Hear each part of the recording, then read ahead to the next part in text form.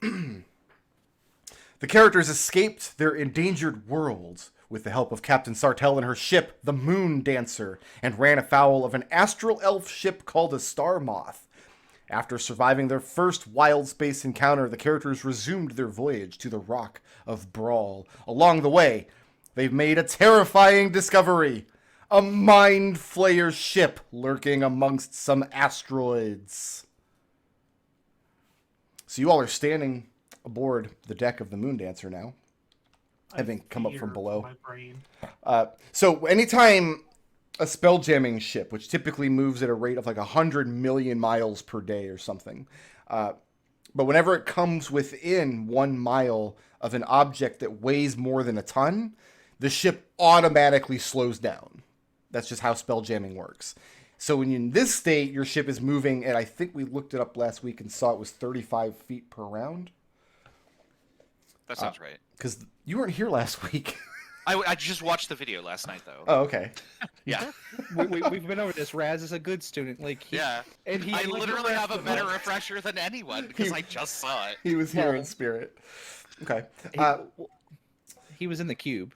No. Screen. Sarge was in the latrine for 2 weeks, hurling his guts up, and nobody bothered to check up on him, and he's a little miffed about it. We decided that anytime a character is not here, they're off screen in the cube. Yeah. And I have decided that the cube is Moose's great uncle.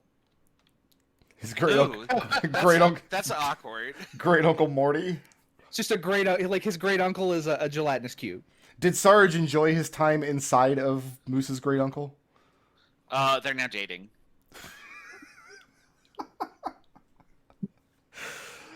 That's hot. I don't think a gelatinous cube. I mean, it's hot in the sense that it's acidic, and it will melt your that's flesh not hot. off. That's different. That's spicy. Is it spicy, Raz? Is spicy the chemically, grammatically correct way of saying it? No. 'Cause Sour. Isn't sour. Isn't capsaicin a form of acid? No. Oh. No, acids are sour, actually. I haven't taken chemistry since 8th grade. I'm not sure if you can tell. So you're saying okay. that acid that burns is so sour that it literally just burns? Well, I mean, if you taste it, yeah. I mean, you've tasted, like, grapefruit and lemon, right? Yeah. They're sour. What is just hydrochloric acid taste like? I mean, it tastes sour, and then you lose all sense of taste and your tongue. And then you die. You die. Standing aboard the ship. So the Moon Dancer came to a stop, or slowed down to 35 feet per round. That has to be a jostling deceleration. Like you feel it in your chest when you go from 100 million miles per day down to 35 feet per round. Why do you think Sarge was barfing his guts out for? Doesn't the inertia just pulp everybody to death? Yeah, that's why it's funny There's whenever they say obviously there's some magic to Gavner's prevent that. offline. The gravity field automatically generated by the ship prevents that from happening, but you like the way it's said in the books is you do feel it. It's not enough to pulp you. Now, by way of warning, I have this line to read from the printed material. It says, "This chapter veers into science fiction horror. If one or more of your players don't like that genre, tone down the gore and creepy monsters." So, by way of like public service announcement, if any of my players don't like horror, I'm going to need you to go back in time 2 years and not play Ravenloft, because that would be really unpleasant, I think. I don't like horror, but it's because I can't suspend my disbelief, so I don't generally enjoy it very much. Yeah. I have decided, regardless of what my players tell me, I will not be toning down the gore and creepy monsters for this session. I still have McDohl down for F me up, fam. Listen. That I maintain that died with Edmont's character. So No, see, I take that as lifelong permission okay then for all F me up, future man. campaigns. Let's go. You can't. The contract doesn't exist in perpetuity. If you can't even pronounce the word, then It's not perpetuity. enforceable. there you go. Yeah. I was trying to. I was making a joke. The reason I find this line funny is because like the horror elements of this adventure are so mild. Like, you would have to be a real cream puff. Like, just absolutely can't handle a little bit of anything. Like, you shouldn't be playing D&D if you can't handle this level of horror. Is this just a generic mind flayer warning? Like, To be completely honest, I've read the adventure back to front, and I read it again just this morning. I don't know what they're referring to.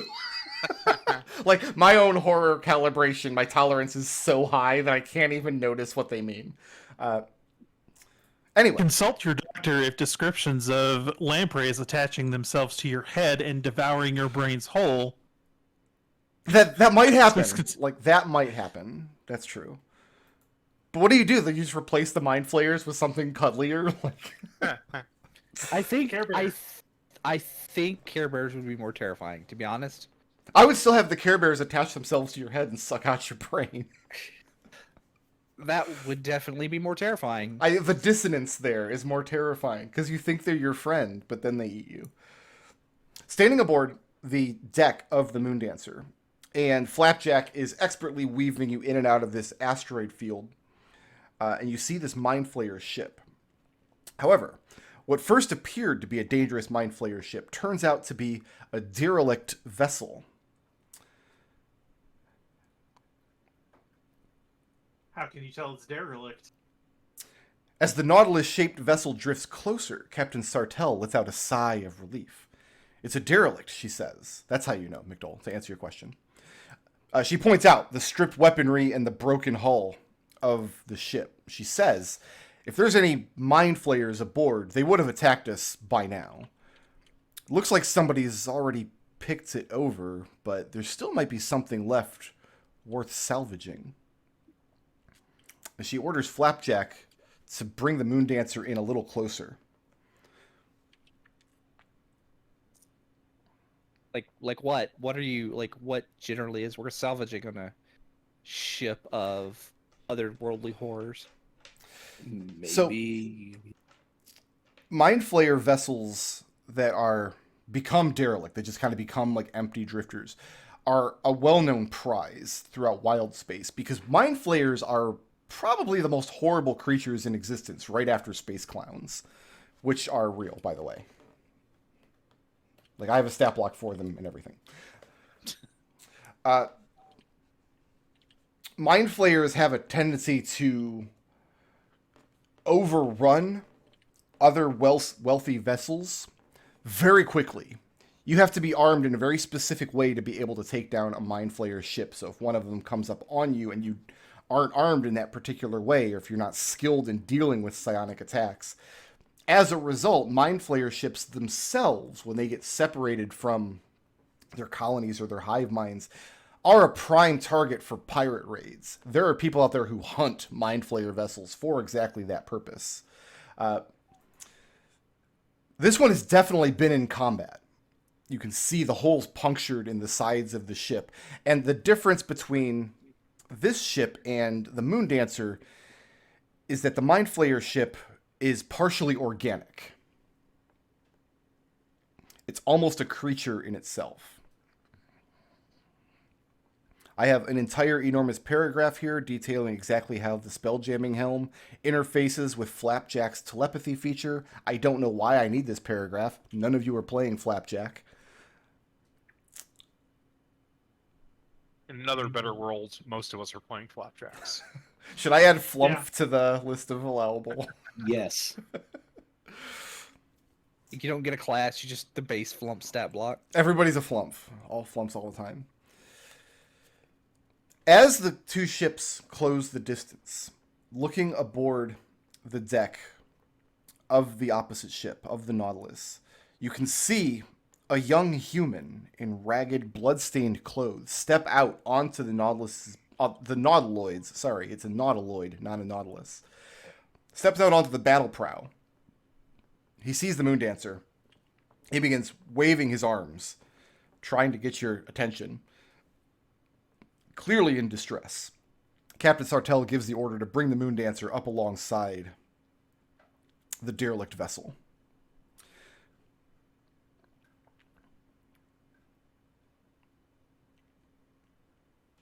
Okay. As the two atmospheres of the two ships merge and you begin to hear what the man is crying out, he's begging for the party's help. Well, Oh. gonna just jump right over onto the, you know. Great. Yeah, Sarge will ask. We'll see. What's going on here? And then I'm going to immediately examine the. Yeah, you said he's a young boy. A young man, human man. Okay. I take some offense to the fact that it's organic makes it sound more like a creature.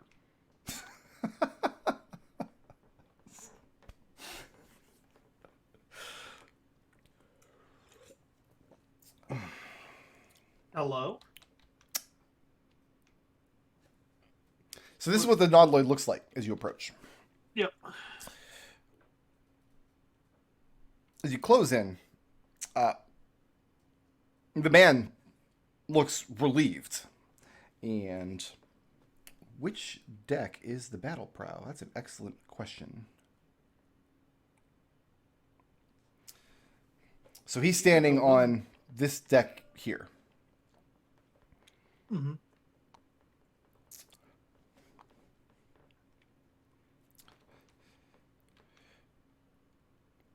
You guys in the captain here. Let me go ahead and give you a captain.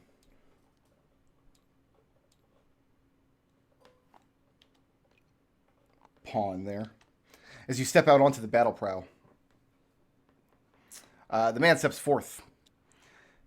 Thank goodness you've arrived. He introduces himself as Benotto. Hello, Benotto. My name's Milos. How did you get out here? This is my ship, the Lucent Edict.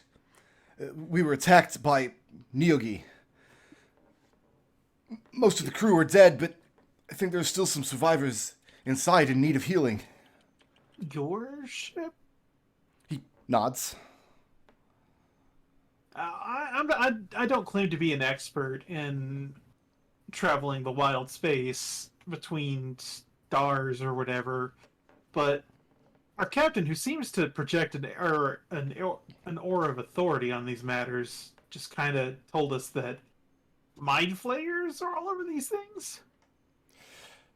Benotto says that the Nautiloid, whose name is the Lucent Edict, was a mind flayer vessel at one point, but he and his crew were recently taken prisoners from a small colony that the mind flayers had attacked.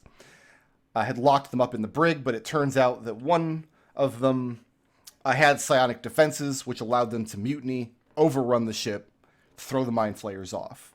At that point, Benotto was chosen to helm the ship, basically. The colony that they came from had been obliterated. There was no going back. They've just been sailing wild space quite successfully ever since. Sartell's opinion on the matter is that it's unlikely story, but not unheard of. Mind flayers are not invincible, and there are people out there who are very, very good at killing them. There's one guy in Sigil who's really good at killing them. Jubilant, you might say. What's Sigil? Can you get to Sigil from Wild Space? No. Well, I mean, yes, because you can get to Sigil from anywhere, but no. You can't get Sigil by flying through wild space. Can we fly to a door and go visit Sigil? I think there are limits to how just big land in the portals Taurus. can be. But in any case, Yeah, Benotto wants your help to come inside the ship, find this, if there's any survivors from where they repelled these Neogi attacks. Neogi, by the way, is... yeah. What are Neogi? They're pretty awful. They are... The player knows what they are, but They are like these giant, horrible spider creatures. But they have these like long fish necks. Like if you took a carnivorous eel and plugged it into a giant spider. A giant Yeah. fuzzy spider. Why don't would you want- need to do that? I do not like this picture that I have Googled. I do not like this picture at all. No, do not not- Google a picture of the Neogi. That's not what you want to do. But yeah, the Neogis attacked the vessel. They were able to repel the attack, but in doing so, they killed many members of the crew. He wants to go in and find survivors. This all happened no more than a few hours ago. He's confirmed that their Spelljammer has been killed, which is why the ship is just drifting now. So you said he's covered in blood? He is wearing ragged, blood-stained clothes. Okay. Uh, I'm going to immediately start feeling on him without his permission, Okay. and I'm checking him for wounds with my little ooze tendrils. Checking him for wounds. Give me a medicine check. Relax, I'm a doctor. Doesn't make it true. That is a 21. Okay. He has no wounds. He's wearing blood-stained, tattered clothes. But this wouldn't necessarily be a red flag. He tells you that he had some like cure wound spells in the bank as a spellcaster of low level. It's just he has no more slots remaining. He's used his capacity to heal himself.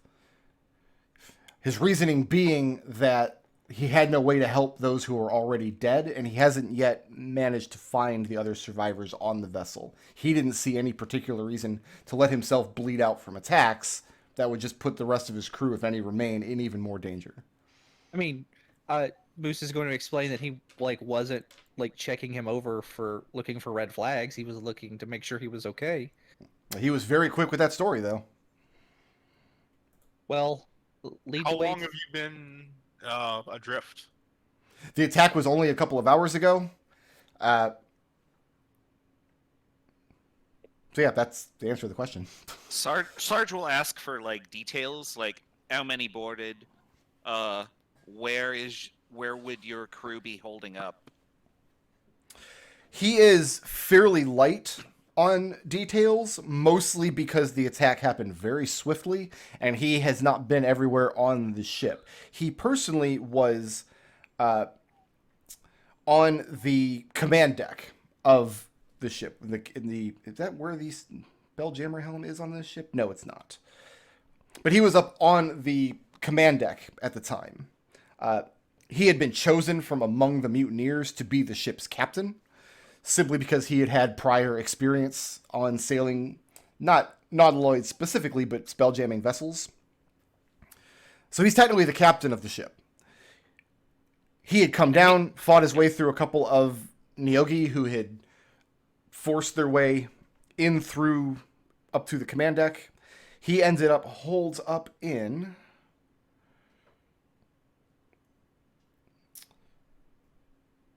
Bear with me one moment.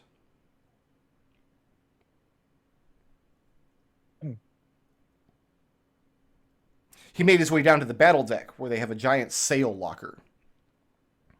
By that point, the Neogi had been beaten into retreat, and he ducked inside and hid, which is not behavior becoming of a captain.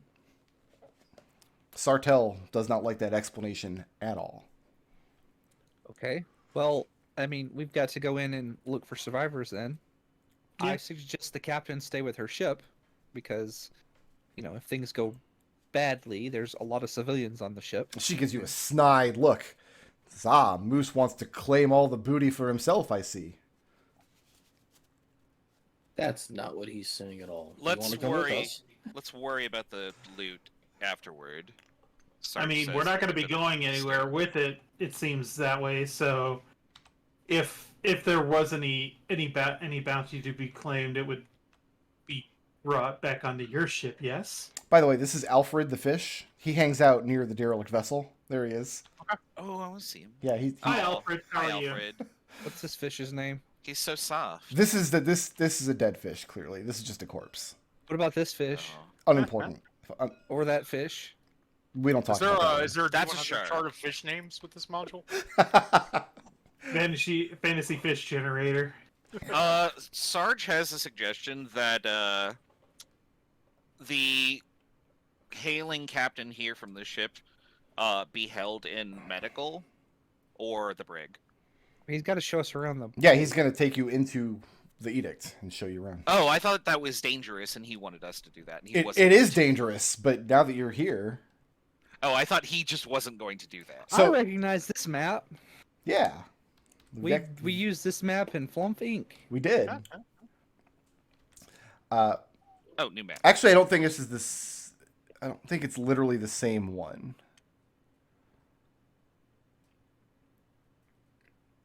I think that was a different Nautiloid because this book wasn't published at that point. Yeah, but they just like reused most of the stuff from Saltmarsh for this book. Like, So this is basically the layout of the ship. You guys pulled up alongside the battle prow here. So this is kind of what you would know of the layout of a Nautiloid based on Sartell's past experience with seeing these vessels. The Nautiloid is a pretty standard ship amongst Mind Flayers. So it's sailed by Mind Flayers. It's also sailed by a lot of people who have captured them from Mind Flayers. So going into the battle deck, first I need to change my color so I can Operate the table. see the hidden map. Why is... So I have like a section of map that's super black. Like incredibly black. Crazy. That's fine though. It should just look regular black to you guys. Not. Why are we going on this ship again? you layered the spoiler, didn't you? I did. Layered the fog of war. I shouldn't have, and now it looks awful. It only looks awful if you can see everything though, which is everybody watching the stream. So everything. You kind of have three options to go into the ship. You can go in through the battle prow down onto the cargo deck. You could go from the prow, climb up to and into the battle deck, or you could go in through the bridge deck, which is the deck up above you. think we I have a should question. start from top, work our way down. Well, so Sarge is trained in survival, but in the sense of like combat, where would survivors most likely to be holding up? Cargo, prison, command. Like, does he have a good idea of that? So Benotto tells you that the prison deck on a Mind Flayer vessel is typically for chattel. Typically for thinking creatures to be held and bred so Mind Flayers can eat their brains. Obviously, he and his crew weren't holding prisoners, so a lot of the prison deck has been repurposed as just standard barracks and things. So he would not be surprised if the Neogi had been repelled before most of the crew had made their way down to the cargo and prison deck. That would be his bet. Mm-hmm. Sarge says, I think we should start there. You can't start in the prison deck unless you blow a hole through the wall. Are you going to blow a hole? No, we're gonna go in that direction. But yeah. No, I think we start from the top and work our way down. That way we don't get ambushed by something. Well, let's take a vote. Who wants to start at the top and go down? That's my vote. Jedi's vote. When do we get to blow a hole vote? Well, where do you want to blow the hole? In the top and work your way down? This isn't our ship. This is not your ship. This is Benotto's ship. I don't think he would like you to blow a hole in the side of his ship. I think it would be very rude. There are already several holes in the side of the ship because it has some battle damage. It only has 220 That's hit already been points taken remaining. care of. Right, but we don't need to add to it. Keep in mind that blowing a hole in the side of a vessel does not cause decompression or anything. Because science doesn't work in Spelljammer. So No. It's just rude. it's rude to just make holes. Science is very You rude. don't go So I to have- somebody's house and start punching holes in the wall. So I have like an angry- two for top down and 3 for head to the bottom. Is that what I'm hearing? I'm top now. You're top. We- So I have we- 3 for top down. Okay. Yeah, that's fine. Top's fine with me. That's fine. So we can go in through the bridge deck. I do have a question for the captain, not Bonotto, our captain. Mhm. Like, is she coming with us? Oh, absolutely. Yeah, this is what Sartell lives for. Oh, I should probably give you a Sartell token. marker. What happens if the ship is attacked while we're gone? Her ship? Like, who's gonna? Yeah, well, who's gonna be in charge? This is all part of the risk of being a pirate, me hearty. If Are you they a take- pirate? You didn't strike me as if she Are didn't. pirate. Captain Sartell is absolutely a space pirate, yes. She is exactly the kind of person who would take a Mind Flayer's ship and commandeer it for herself. Listen, think of it this way: if they steal our ship while we're on this one, we still have a ship. We don't have We a. have this one. Yeah, but like apparently it doesn't have a helm. There is a spelljamming helm. The Spelljammer, the man who was in charge of flying the vessel, was killed when the Neogis attacked. So presently, Bonotto So- doesn't know that he has any way to fly the ship. But we have two of us who can figure it out. Wait. Most of our party can probably fly. Most of the party can do it. Yeah. Okay. All right. Fine. Lukari is not worried about those details. Did McDohl have a question? No. Okay. So you guys are going to start from the top down up to the... Oops.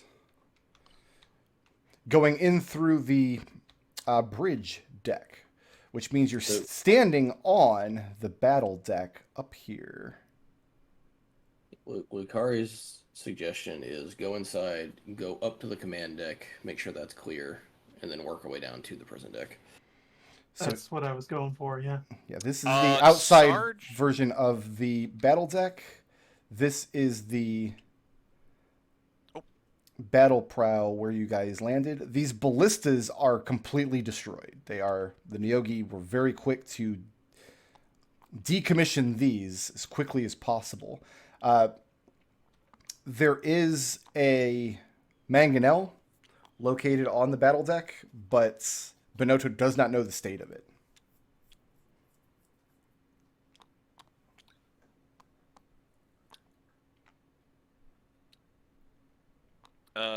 Where are... There we go. Just bring them up here.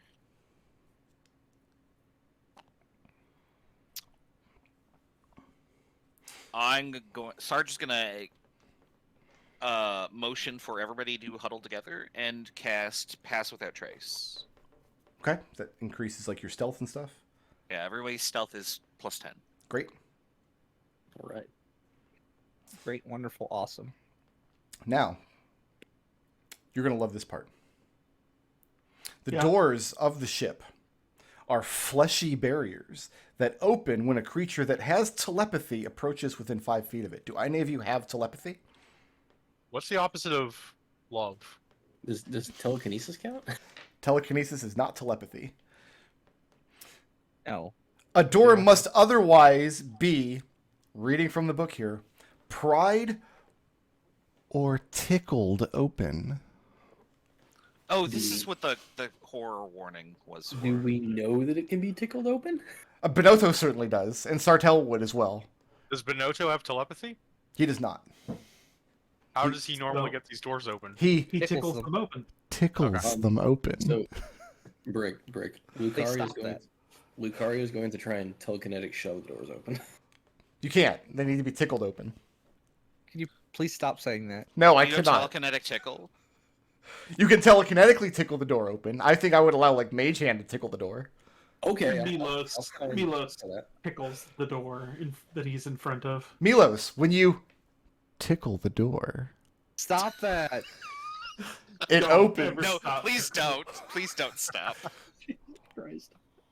Just go up to the door. Milos goes up to the door, turn your head and cough. No, I tickled him. That's a difference. The door has been tickled open. Looking into the door, into the voice. bridge floor here. Excuse me. The Nautiloid's bridge has a high ceiling. Stairs ascend to the forward observation deck, and toward the stern in the back here, there's a ladder that climbs up to the top of the balcony. So the top deck, the command deck, overlooks the floor of the bridge. You can look up and see the bottom of the command deck here. Bonotto tells you that the back of the room, the door next to the ladder, goes into the spelljamming helm. Well, why don't we start there? Yeah, that's a good call. Oh, I'm sorry, I misread my map. It's not the spelljamming. That's his personal quarters. He hasn't been in there since the attack yet. But he has the key that unlocks the door.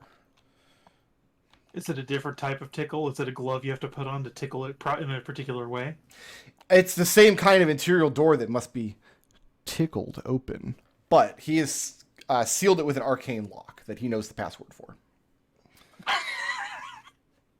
Do we want to come back to this one?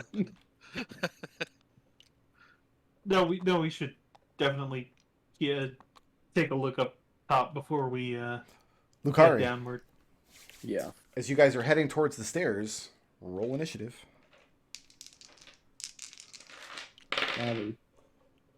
Oh, my dice disappeared. That happens a lot. Oh no, it wanted to be a 20. Who wanted to be at 20? My initiative die.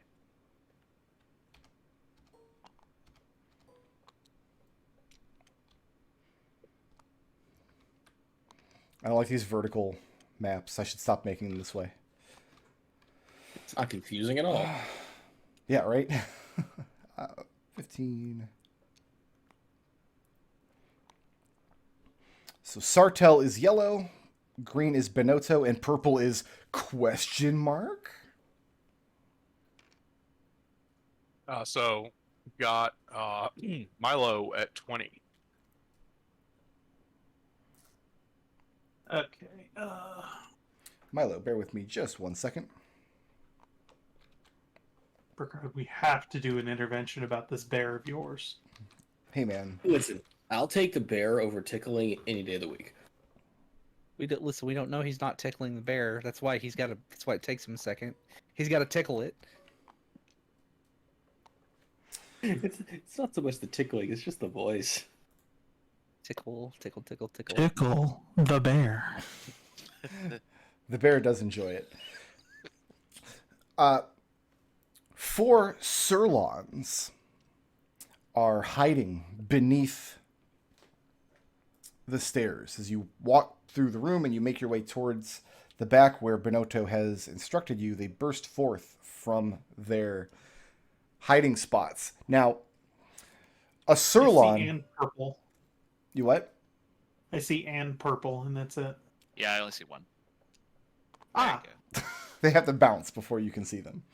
yes. A Sirlon is like a gigantic earthworm creature that has Okay. 6 hooved feet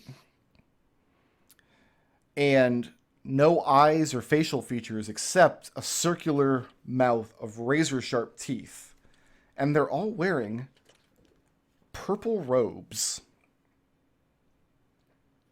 The robes like flow through the floor, or No, they were hiding underneath these 2 stairwells. oh, okay.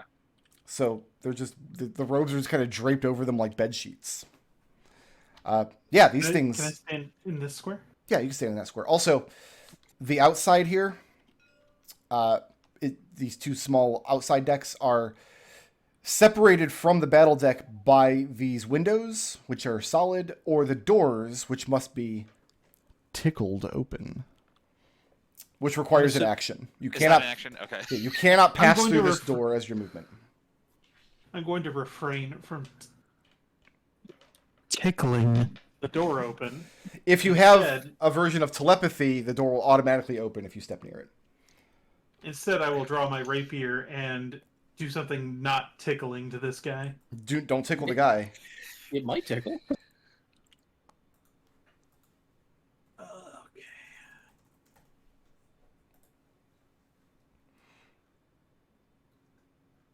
New character sheet, who dis? Right. That is an 18 to hit. And 18 will hit. That'll get me some sneak attack dice.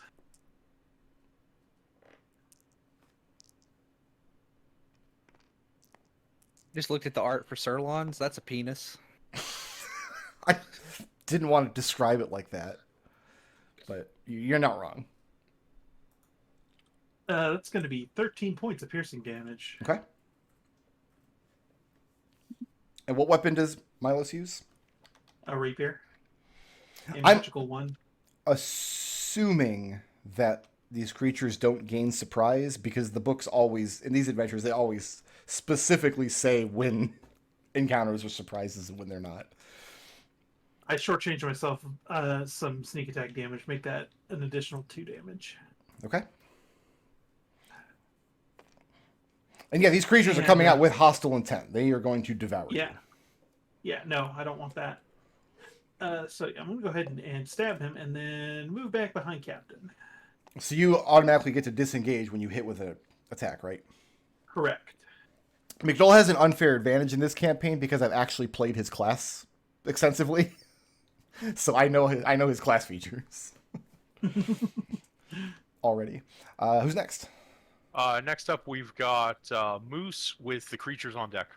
Mousse, you are kind of surrounded by creatures. I see this. And this is Bonotto, right?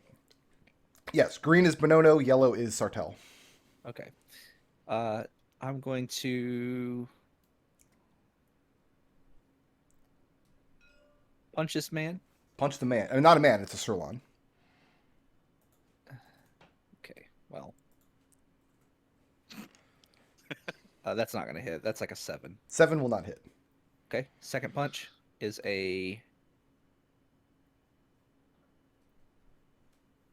significantly higher than a 7. It's at 18. 18 will hit. Okay. That man takes Sir Man takes 9 points of bludgeoning damage, and I need a Constitution saving throw, please. 15. He passes. Passes his save. Moose, moving or staying put? No, I still got my bonus action. Uh-oh. I'm going to martial arts. That is another 18. 18 will hit. That is 4 points of bludgeoning damage, and I need another Constitution saving throw. That's a 12. Okay, he is stunned until the start of my next turn, or the end of my next turn. End of your next turn. Okay. And that's 2 key points. Yeah, that's it. All right, who's next? Next up, we've got the creatures with Sarge on deck. The creatures. One of them stunned. This other worm-like creature we will slither into... Nah, he's going to slither around the side, actually. Are they slithering? They have legs. Oh, that's right. They're clopping around. They have hooves, right? He'd have to go through Sartell's space to get there. Yeah, this is his only real safe space. Moose is about to have a bad day, I think. Sure.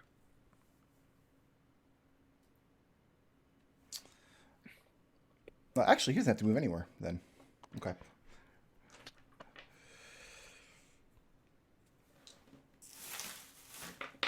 I'm sorry, I don't have my phone handy, so I can't look up spells. It's back means here they don't get- charging in the tunnel. I was gonna say, yeah, it means they don't get spells. You're the asshole at the grocery store who, like, when the thing doesn't ring up, you go, that means it's free, right? Herp, derp, derp. That's a shitty dad joke. I make that joke every single time. But only with one specific cashier. Does this happen Surprise. often with If- this if- sketch? If you keep saying it, eventually they'll give it to you free, right? Yeah, but yes, that's the rule. Oh, It's like a punch card. When you made that joke 5 times, you actually get the thing for free. No, here's the secret to getting stuff for free. You pay in electronics, and they don't check under your cart. God damn, dude. That is true. Yeah. damn. No, totally accident. I stole some Polar Seltzer because I forgot it was under my cart. And I had to go buy something from electronics. And I got out of the parking lot, and I was like, I'm not going back.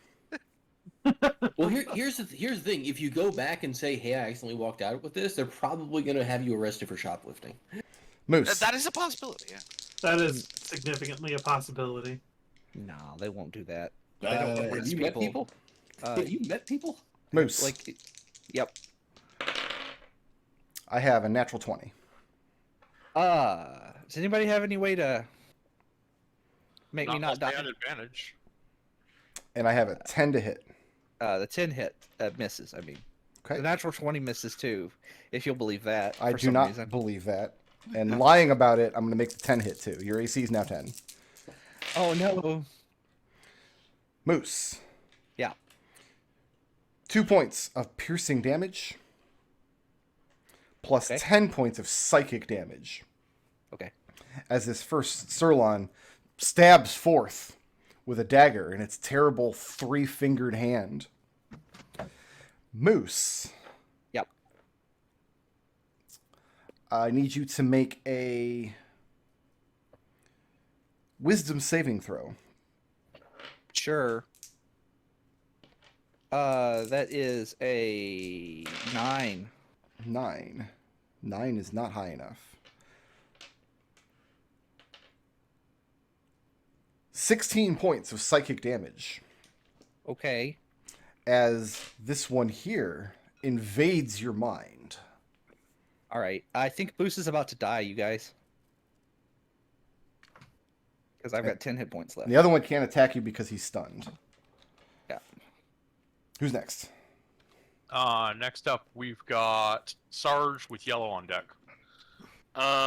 Sarge is going to shoot the stunned one. Okay. Do I have advantage on that? Yes. You sure do. Okay, I'm going to sharpshoot. What does sharpshoot do? Bonus damage. Let's see here. Keelian had Minus- this. Minus 5 to hit, plus 10 damage. 11. 11 will not hit. Okay. Second attack, I'm gonna try and do it again. Oh, that's a feat, yeah? Yeah. Okay, yeah, got it. 19. 19 will hit. Okay.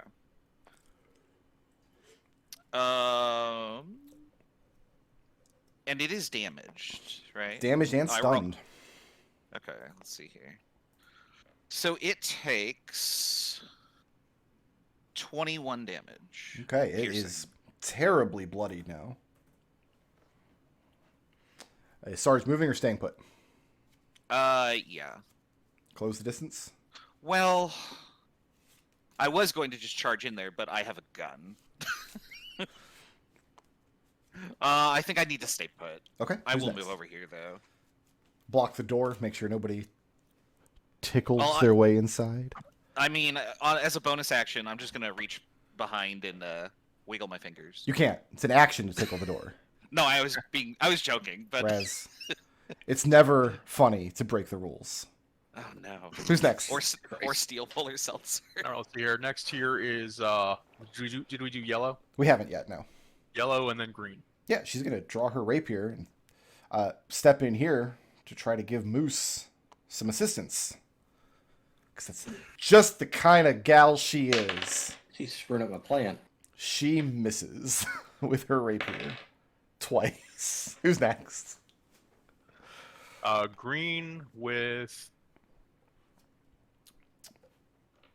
So Benotto's turn. Mousse. No, with Jedi. Benotto Okay. suddenly throws off the vestiges of the illusion, revealing himself to be a Sirlon in disguise. You. Oh, you what a shock. sassy- Mousse, I've got a 5 to hit you. No. And yeah, he's going to stay put here, because Mousse can't get out of this situation without disengaging. So the trap is sprung. Ha-ha! That's the end of Green's turn. That's all he's got. Uh-huh.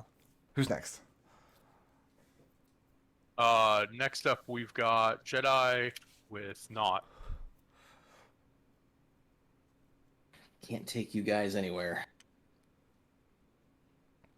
Jedi Lock moves there. Okay.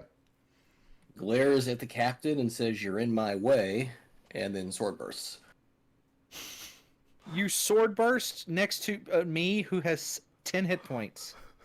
Oh, let's see. Hold That's on. creatures you choose, right? No, it's not. That's Oh, it just... does. It says all creatures. That's no fun. Yes. No, have- violence. You have 3 Friendly allies. fire. 3 Heard enemies, about this. too. It's 50-50. Heard about this lady named Riot who would blow up her friends all the time. Okay. She did it on a... Snot man. even Oh, did it God. on a freaking Nautilus like this one.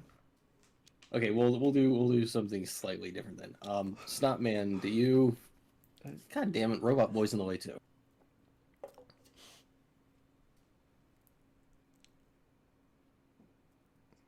So what are you doing? Swing your Hexblade and smite them. Well, Only paladins can smite. It's not true. no, that's not true. You know what? Snotman, do you consent to be pushed out of the way? Yeah, I'll let you push me. It's fine. I'll just jiggle, like, I just move like Jello back and forth. Like I'm just doing that wobble motion. It's when, very, like, very wobbly. If I push you there, then you're not next to that guy at least. like I So, okay, Snotboy's been pushed out of the way. Okay. So for my action, I'm going to Booming Blade, the green guy. Okay. That's Bonotto. He's the captain of the ship. He's the one who brought you here. Yeah. He's an asshole. I mean, he's a just villain. just doing what Sirlons do, you know. Does a 19 hit? Sure does. Okay, great. Because on top of that, you know how you said only paladins can smite? Yes. Yeah, no, warlocks can do that too. Oh. So we're gonna do Eldritch Smite with Okay. a 3rd level spell slot, which is an extra 48 points of damage. Okay. That might be enough. not 48, 4d8. I know, but like that's still big numbers. I just realized with Warlock spell slots being that stupid. No wonder people dunk on this build so much. What, Jedis? It's gonna No. be 31 points of damage. And he is severely bloodied. And he has Booming Blade, so if he moves, he's gonna take another 2d8. He's probably not going to move. He's probably going to bite your head off. Well, he's got movement left, but I'm in. They all have attack of opportunity if I move again. Don't You're in 2 threat ranges because the purple one next to Mousse is stunned. they? Yeah. So you actually moved me in the perfect spot. Thank you. So staying there? You know what? I'm gonna take the chance and use the rest of my movement to get back. Okay. So yeah, I'm going to take 2 attacks of opportunity against you. Yep. I have a 10 to hit Miss. and a 12 to hit. Miss. As both Bonotto and the other Sirlon to the south here swipe at you with their daggers, but you slither out of the way. I'm assuming you're like a slithering kind of guy. Oh, absolutely. Yeah. He's a slick guy. Yeah. He's an astral elf. Who's next? We got Naught with Milo. Oh, Astral Elves are another one that I didn't allow on the Flumph 6 race lift. Not. Mm-hmm. Fix it. Let's see here. That's a shame the captain's right there. I'm thinking we can get rid of the captain. Are you thinking it out loud? No. Not our captain. So what I'm gonna do is I'm gonna go ahead and cast a Thunder Wave, which will hit these two. Okay. So each of them is going to need to make me a DC 15 Constitution saving throw. Stunned creatures can still make con saves. Yes. 12 and 9. Right.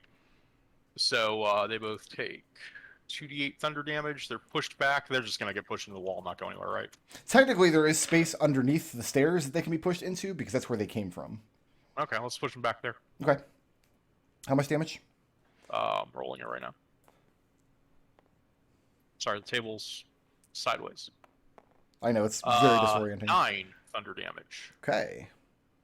That is enough for the stunned one. He is dead now, and this one is pushed back under the stairs, where he belongs. Yep. Is not moving or staying put? I've got a Quicken spell after that. So Okay. let's go ahead and tag the captain with a Quicken Firebolt. That'll hit armor class of 26. That hits. To be clear, he means Bonotto and not I know. Well, yeah, their captain. For 15 fire damage. And that's enough for Benotto. As he dies screaming in fire. Mwahaha. It's not moving or staying put. And then I've got a bit of movement, and I cleared stuff out away from... Oh, wait, this guy's a bad guy, right? No, that's our No, No, that's Oh, that's our captain. Yeah, I'll move back a bit. That's Okay. the end of Nought's turn. We've got Milo with Mousse. Milo, you've got 3 relatively healthy-looking targets. Oh, let's change that, shall we? Yeah, let's do it. I'm gonna go ahead and stab that man with my that very phallic-looking man with my rapier. That's a nat 20. Ooh, that's not good news. Let's just go ahead and grab some more dice, throw it on the pile over here. Hey Chris, rogues are fun. It's fun, isn't it? Oh no! One of your dice. Swashbuckler, Six. I've played a couple different rogue subclasses. I think Swashbuckler was my favorite of the rogues. I brick road. Soul Knife is How really does fun. 44 piercing damage do? What's your modifier? Bulleted. Yeah, he was at full health a second ago. Make that 48 Yeah, piercing no. damage. DED dead. Oh, Well done, sir. Our rogue's fun. Moving or staying put? he Milos does a little flourish and then steps on back. All right, we've got Mousse with Creatures. Moose, actually the one up in the north here is bloodied. This one? Yes. That has taken Okay. some damage. Alright, I'm gonna gack my way over here. I'm sorry, you gack your way over? Yeah, like Okay, you- Nickelodeon's gack. You have gacked?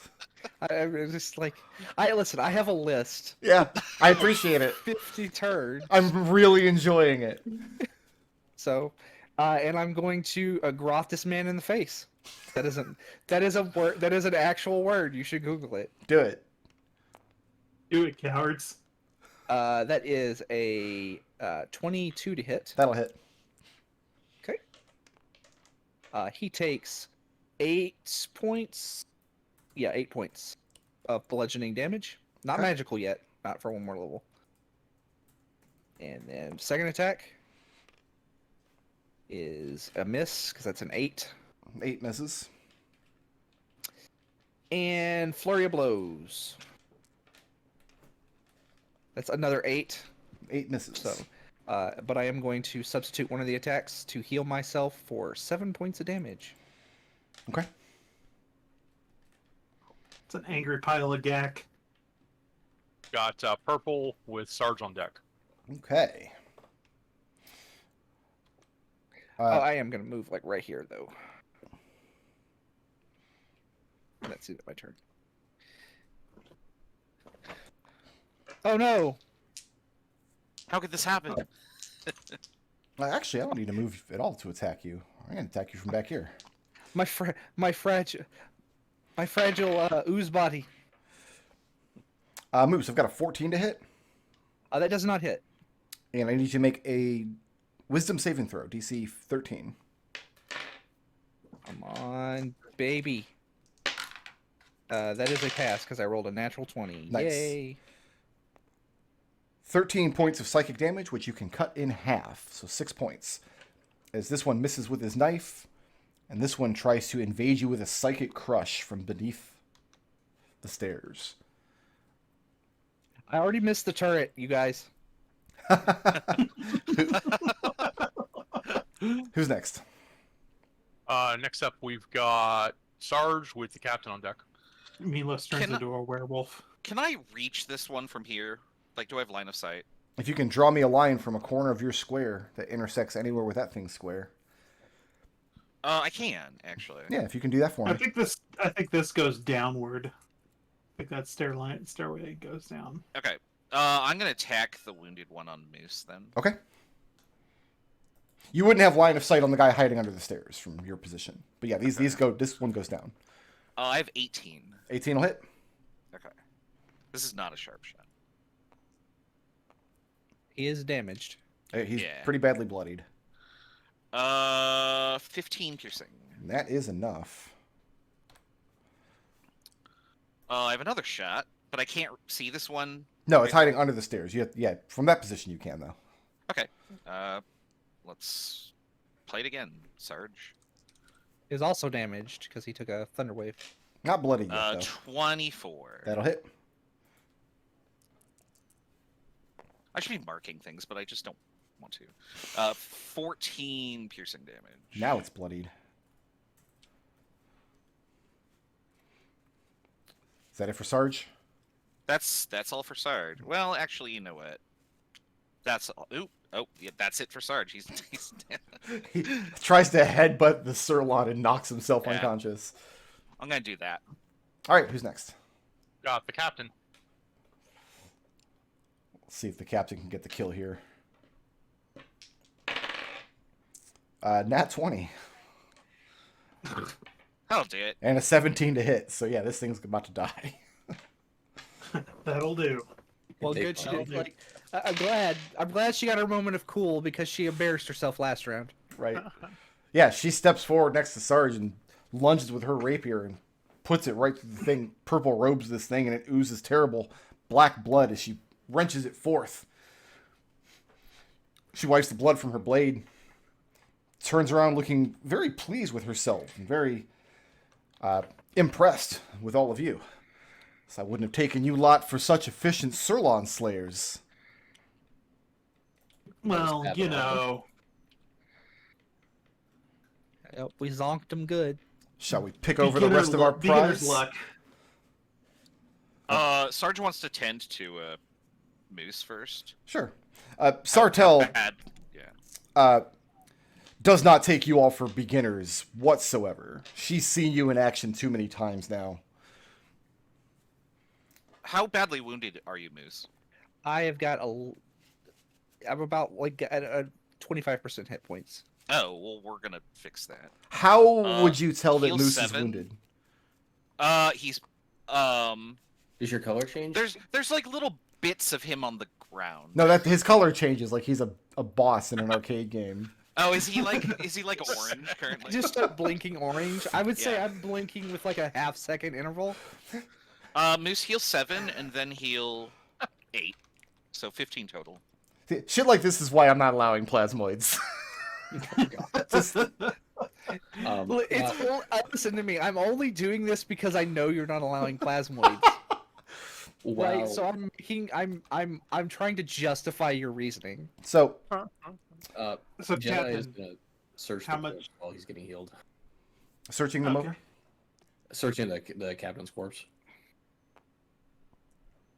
And all the other corpses. I mean, they're each wearing their purple robes, which are in a pretty bad state now because they've been severely stabbed, and each one of them have just a standard dagger.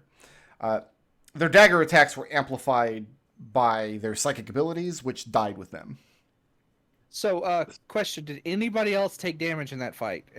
Moose pulls out he's got 2 pouches on this thing, and they're both just full of potions of healing that I spent all of my character's starting money on. Did you I've got, heal 15 Treble? Yeah, I did. Okay, cool. So the reason I went after Moose was just because it says specifically that they attacked to kill, and I thought Moose was the only one they had a chance to kill. So, Captain, I have a question for you. What, how much veracity should we put in the late captain's claims? She puts her boot to his corpse and says, "None, as far as I'm concerned. But that doesn't mean there's not valuables aboard." Okay. I was referring more to the chance of survivors, but Oh, none. She doesn't. Sounds like that's off Probably, the yeah, table yeah. now. She would be absolutely flabbergasted if there were survivors. yeah, he gazes up the stairs to the observation deck, and So you've got stairs leading up to the observation deck. You've got stairs that go down to the battle deck, and then you've got this door that Benotto claimed went to the captain's quarters. You've also had a ladder in the back of the room that would go up to the command deck. Benotto said he had a key on him. Does he actually have a key? He said he had the passphrase for the arcane lock that he placed on the door. I see. Okay, it's probably not locked then. I mean, yeah. let's try tickling the door. Yeah. Sarge isn't bashful about it. He's a soldier. He's had to do embarrassing shit. And you. Oh, I can just tickle it with my mind, right? I mean, I could dispel, but Why would you when you can just yeah. tickle it open? Sarge reaches forward with very large fingers and tickles it open. Why don't you start that? Join us, Treble. It's fun. Going inside, you find the captain's quarters. And, I mean, it's not lavishly decorated in the way that most of you might consider a captain's quarters to look, because this was a Mind Flayer vessel. But this would have been the captain's quarters for whoever the Mind Flayer captain was. Going through the room, Mind Flayer's idea of like creature comforts is very different from other humanoids, so you don't find much of value inside. But nobody's hiding in here. No, nobody's hiding in here waiting to attack. Quick cursory glance, and he steps back out and shrugs. So, What's this device called? The Deskullinator. It's like a can opener. let's go up to the observation deck. Yeah, that's where Yeah. Milos is going. I like this idea to go up now. Yeah, let's go. Let's start at the very top and then work our way Well, down. the very top will be the ladder to going up to the command. Yeah, we'll get there.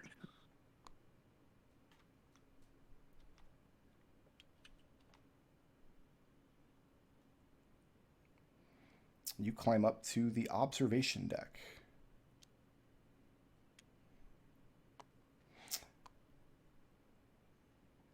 And looking across over the open expanse, you can look down onto the bridge and you can see the walls on the opposite side as well. So, Captain, how likely are Sirlons to be like? Are they the kind of people who just that was all we're gonna all of them, or you think we're gonna find more? She tells you that using the word people to describe Sirlons is extremely generous. But no, she would She says- absolutely be on her guard throughout the rest of your explorations of the vessel for sure. She says that to the Snot Man. Good. Okay. Good self-awareness, Captain. Sarge is gonna stand on like the prow, for lack of a better term, Okay. and just kind of like look out into wild space. Is there anything out there that like? I guess he's expecting like there could be an ambush from another source. You can look out and see the Moon Dancer very nearby, but so wild space doesn't look like what we think of as outer space. It's extremely colorful. It's like doing an acid trip. Really, it's like you dropped LSD and looked out over the night sky, and also there's fish swimming between the asteroids. I don't see anything out of the ordinary though. I mean, All of this is out of the ordinary. the colored gases, flying fish. Sartell assures you that that would be considered ordinary. Okay. Sarge starts to get nauseous and backs off a bit. See, other than that, there's not much to see up here on the observation deck. This is a glass window looking out, by the way. This is not a... It's not Okay. an open deck. Yeah. Okay. You could break it and then jump out back onto the bridge deck where you just were. guess- Jedi Lock's gonna go up the ladder. So going back down and climbing up the ladder? Yep.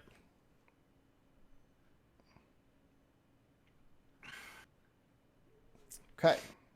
Climb up into the spelljamming helm. So you'd be over here now. Lying on the floor of this raised platform is the headless body of a mind flayer. The stench of the rotting corpse is unpleasant, to say the least. The dead mind flayer lies in an otherwise open space where you imagine the ship's helm used to be. Ew. So Benotto had told you that the spelljamming helm was still intact, but now that you're here, you see that that is not the case. Well, in that case, I hope nothing happens to the ship we're on. Also, I think That it's lying sack of goblin shite. I feel It was like, after he became a thing and attacked us. I feel like it's expected of me to poke the obvious button. I'm going to check the corpse for, I don't know, stuff. Okay. Patting down the corpse, you do find a small, vibrant purple prism laying next to the headless corpse. What'd you find? Small, vibrant purple prism. It is an ion stone of reserve. Neat. Oh, interesting. It can, does it require? Yeah, it requires attunement. Anybody can attune. It can store up to 3 levels worth of spells at a time. It currently holds a single casting of the shield spell. Neat. Interesting. That actually sounds very useful to have at the moment. Okay. Let me just Sarge double will check its usefulness. Because I think anybody can store spells in it, but only the attuned person can use the spells that are stored. Sarge would suggest filling it with Cure Wounds. It takes an hour to attune to it. So that's what you'd have to do first. Well, so hold on. If you put spells into it, does that require attunement? That's what I'm checking. Yeah. Because Sarge doesn't necessarily want to attune to it, but he would volunteer to, like, put the best possible Cure Wounds he could in there. It must- Lukari could absolutely use a shield spell, though. It actually Yeah, must require shields. attunement for both. So until somebody attunes to it, so it looks like once a spellcaster attunes to it, they can store their spells and cast them from them without expending the slots. Can anyone cast any spell that's in it, like Shield? for Ion example? stone. You said reserve. Of reserve. Any creature can cast a spell of 1st through 3rd level into the stone by touching it as the spell is cast. So during downtime, we could just fill it with whatever we want to. See, you know what? No, reading it that way, it does sound Yeah, like anybody anybody can fill it up, but only the person attuned to it can empty it out. Can empty it. Yeah, But- the original caster. Yeah. Takes Oh, 1 yeah. hour to attune, so you can't use it at the moment, but once you take a short rest, you'll be able to. So who wants to I'll take the just- Ion Stone? I'll just slide it in my pack. We can figure out what to do with it later. Okay. Moose is already pocketing the treasure. Yeah. I mean, I if wanna I'm- take Sarge the Sarge burn. isn't interested in it. Someone Yeah. attunes to it. Yeah. If I'm going to be accused of wanting to steal all the treasure, then I'm going to steal all the treasure. Nice. Thank you, Birdie. Thank you very much, Birdie. Did you blob it into yourself, or did you actually put it in a Yeah, I have where is pouches. it? I have pouches. Like, you don't want to stick stuff inside of Moose. He's slightly acidic. Oh, so he's sour. He's lime flavored. The second ladder climbs up to the command deck, which overlooks the bridge below. And an impressive chair is posed at the end of the catwalk, so its occupant could look down onto the bridge floor. Green glowing maggots crawl over the chair's current occupant, a headless mind flayer corpse. Well, it's Ew. looking like to me that at least the story that they've that this is captured prize from Mind Flayer seems to be true in the very least. More recently, I have they a might have question. let on. Is a maggot considered an animal? Yes. You Maggot- coulda I I Exactly. speak with animals. Okay. You could have speak with. Okay. Speak with the maggot. Find out what happened. Yeah. Well, go ahead and Yeah, move I'm gonna- yourself up there. Yeah, I'm gonna do that. I'll go with you. Yeah. I've Earl. Oh, I only have 2 spell slots left, but this is fine. Yeah, I'm gonna try this. I'm gonna cast Speak with Animals and target the maggots. Is anything else? Anyone else climbing up to the command I'm there deck? with- Just the two of them.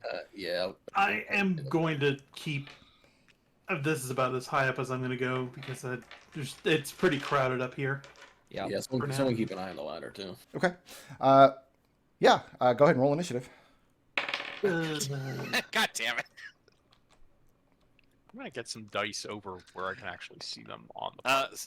Is this so did my spell go off, or Yes. did I not get to cast it? You Okay. casting the spell is what causes the initiative to be rolled. Okay, let me mark that off.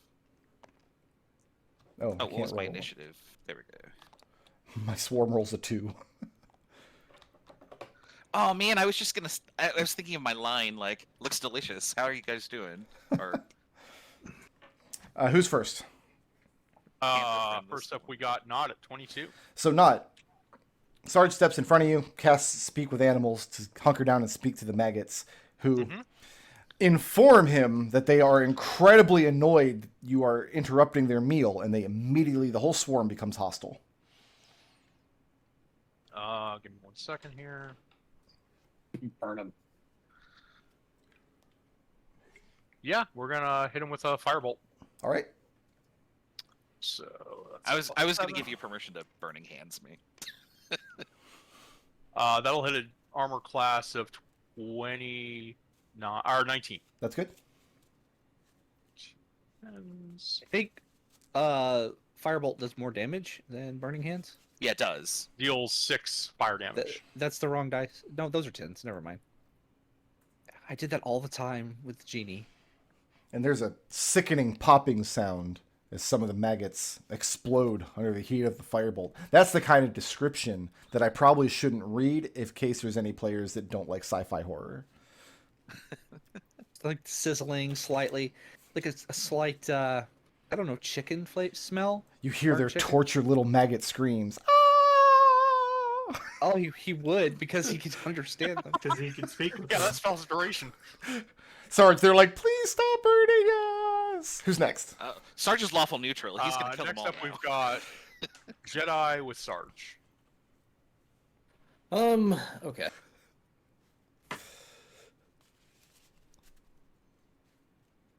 I don't have too many fun spells to use on him, so...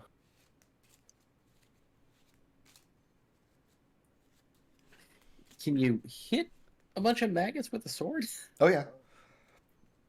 The way swarms work is after they're bloodied, they like lose attacks because you've killed half of the swarm. Basically, it's the 1,000 little creatures that count as one creature. It's a medium swarm of tiny insects. Okay, so we are going to, I guess, go to the swarm. You're in the way there, King Hippo.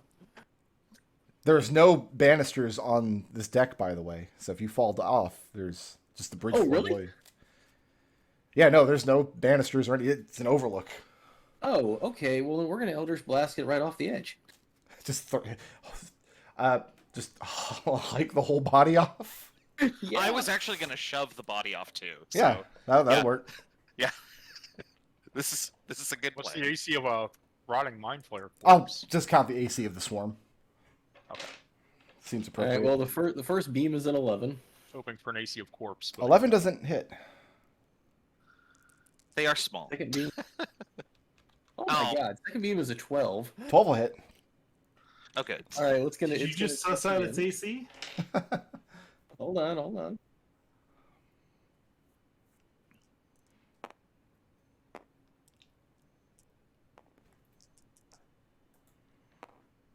Well, it's only going to take 3 points of damage, but it's going to get shoved 10 feet back.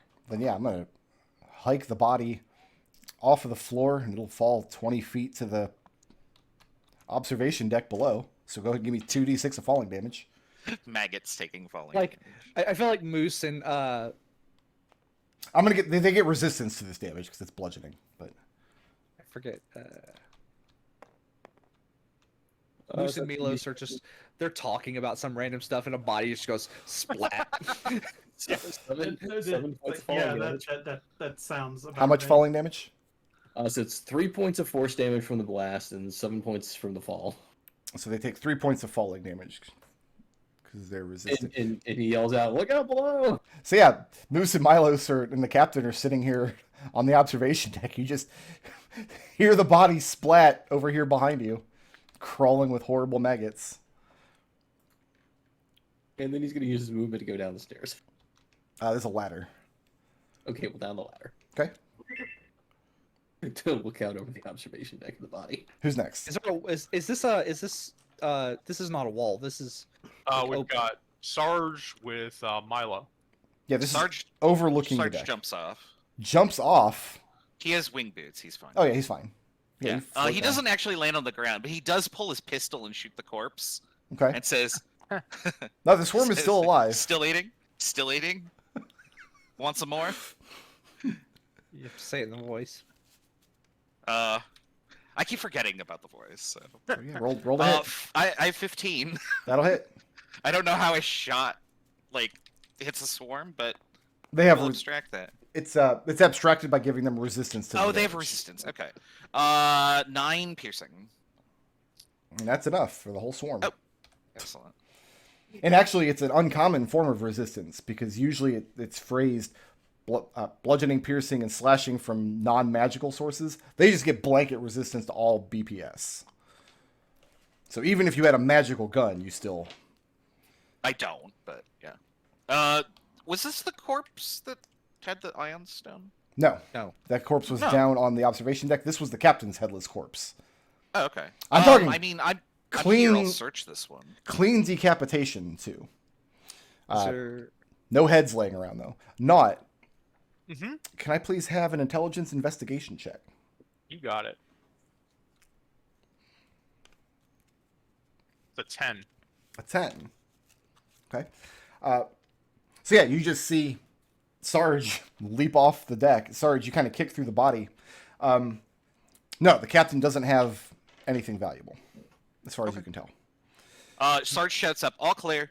Well, I was about, before Brick Road asked that, I was going to ask somebody to go search the chair, but I guess not, didn't find anything, so. Well, I was gonna. That's fine. Well, I mean, I was gonna say that if this has been worked over by a previous raid, then it's likely they would have thought the same thing that we did, that the captain has all of the most valuable stuff. Yeah. Sartell points out that whoever took the heads of these mind flayers must have taken anything like any valuable weapons or armor that they might have had. He nods and then leaps off, gliding down. Okay. So the captain that we killed did say that there was a captain's chamber that he could get into. So maybe That was it. There was nothing in there. There was the Yeah, we already Destil looked. It turns out that he was filled with lies. what? I know, hard to And believe. then Milos starts heading down the stairs. Nowhere to go but down. Yep.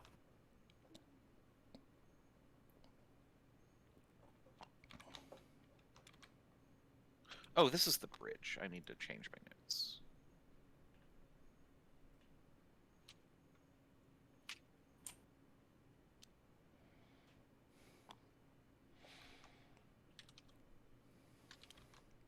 Okay, and you're kind of almost back down where you started. If you were to go up past this mangonel here, you would find the stairs that lead down to the battle prow.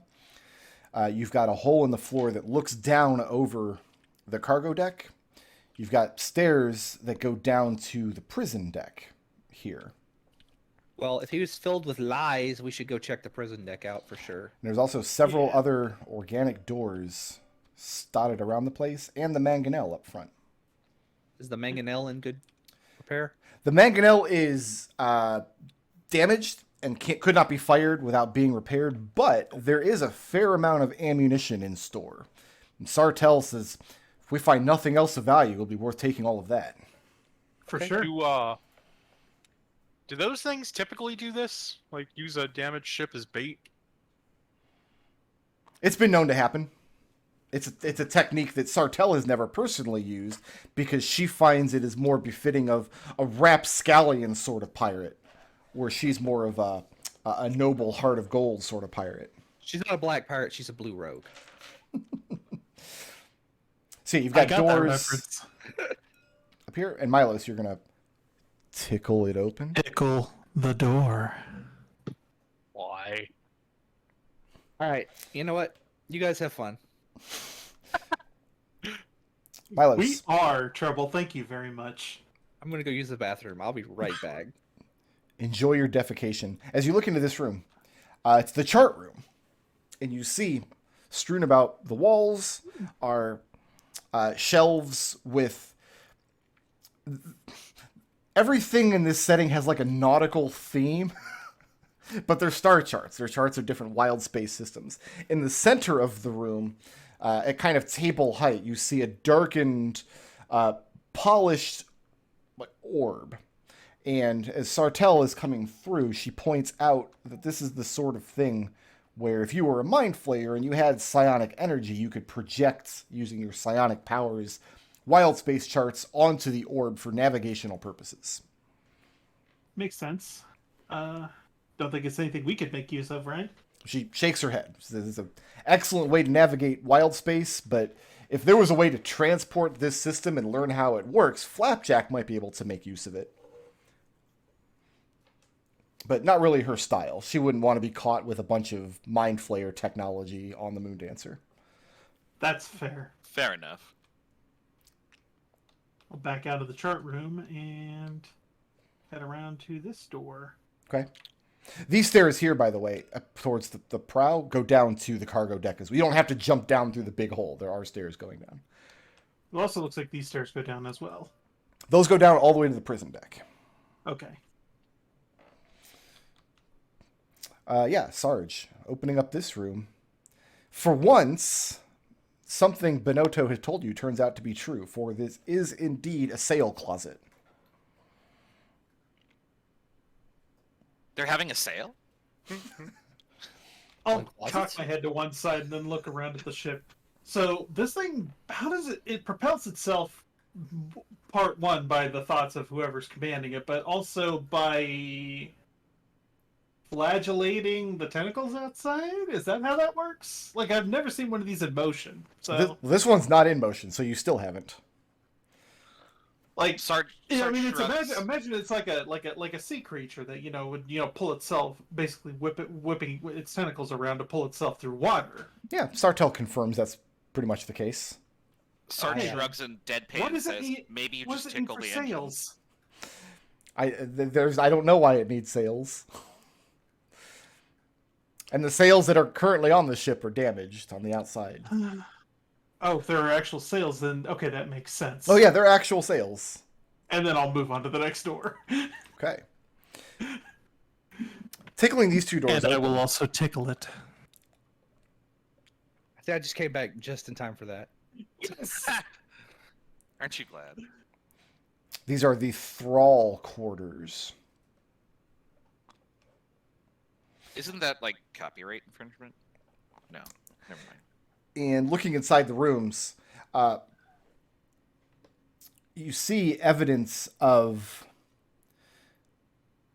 clutches of sirloin eggs that had been kept here. Oh,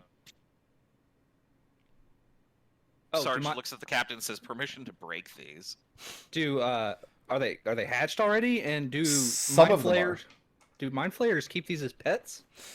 Sartell kind of crosses her arms, looks at them. It's been known to happen.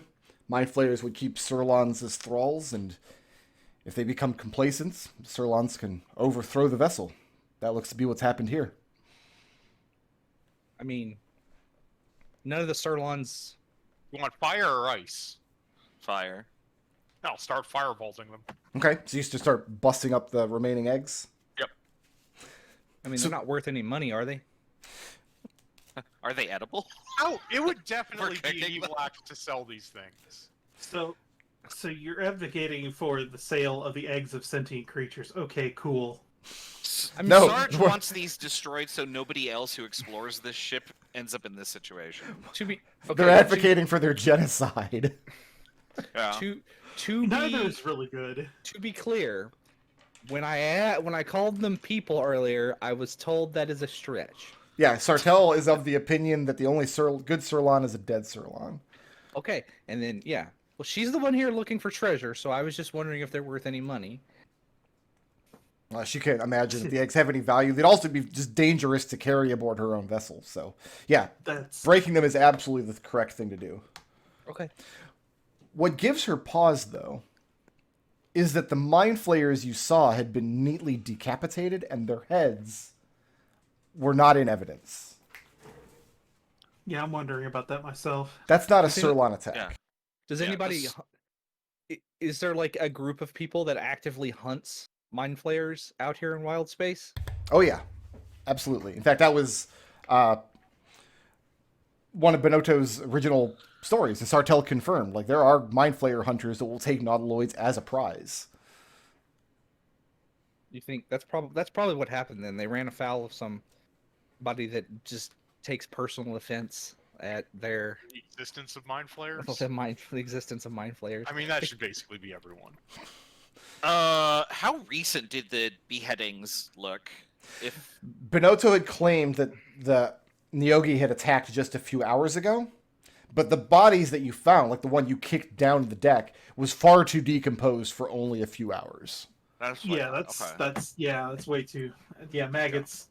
Can I? Like, where would the maggots have come from? Exactly. Like I'm not an expert on metaphysical flesh, which from beyond space and time and horror, but can I make a medicine check to guesstimate? How long ago the bodies had been decapitated? Yeah. How long Yeah. until maggots set in anyway? Go ahead and give me a medicine check. Okay. I am a doctor. know. That is a medicine check of 16. Of 16? Yeah. More than a week, easily. Yeah. They clearly could not have been killed just a few hours ago if Nyogi had attacked. Right. Yeah. What's next? And I'm gonna head down to the cargo deck. Are you going to go down the stairs, or are you going to jump down the hole like a goddamn I'm gonna hero? go down the stairs because I'm not a goddamn Yeah, animal. there's- Sarge wants to look down the hole. Is Look there down the anything hole. down there moving. So looking down into the hole, as Milos is going around to the stairs, it looks and smells like a slaughterhouse. Bodies lie strewn about the deck, and the floor is stained with blood. Most of the bodies appear to be human, but one is an arachnid form with an eel-like neck and a head that lay motionless as the others. This is a dead Nyogi. oh, so the Nyogis did attack. I don't think we're in. So where is the? So is the body? The bodies are down on the cargo deck, or are they Yes. over here on the battle prow? Looking down into the cargo deck, where Sarge and Mousse are now, Oh, and where okay. Milos is heading. Like I'm like looking down, and Mousse zeroes in on Nyogi, and he jumps down into the cargo deck. It's like a, Well, a delicacy that he enjoys. or- Sarge will do that too. Well, so much for that. So much for taking it easy with that, pass without trace that you guys put up earlier. I was going to mention that. But, well, Sarge will float down. You're gonna have taken the stairs. Yep, take the stairs.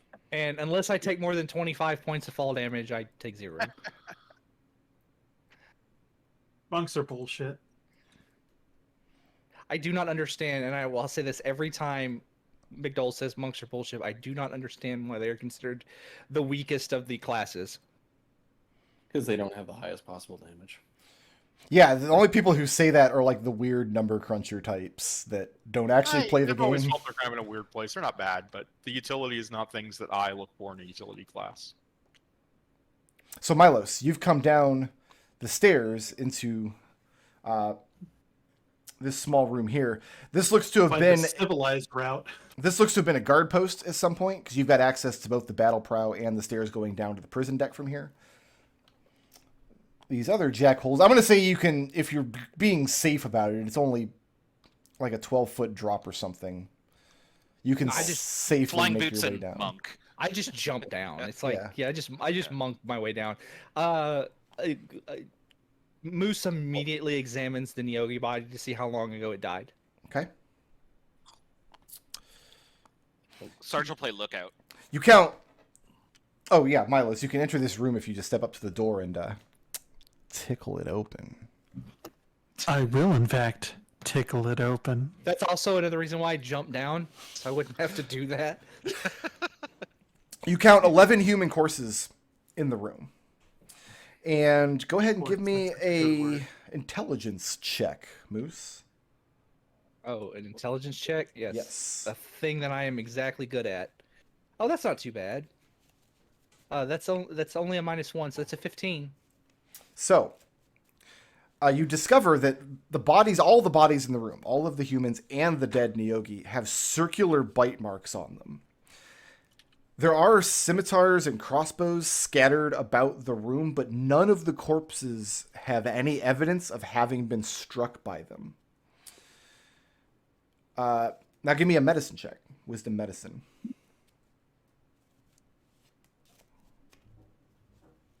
Does it 12? The Nyogi is very freshly dead, within the last day.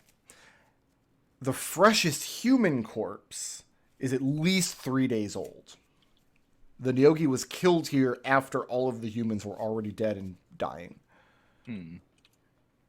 In addition to corpses, the cargo has supplies of food and water in crates and casks for humanoid creatures.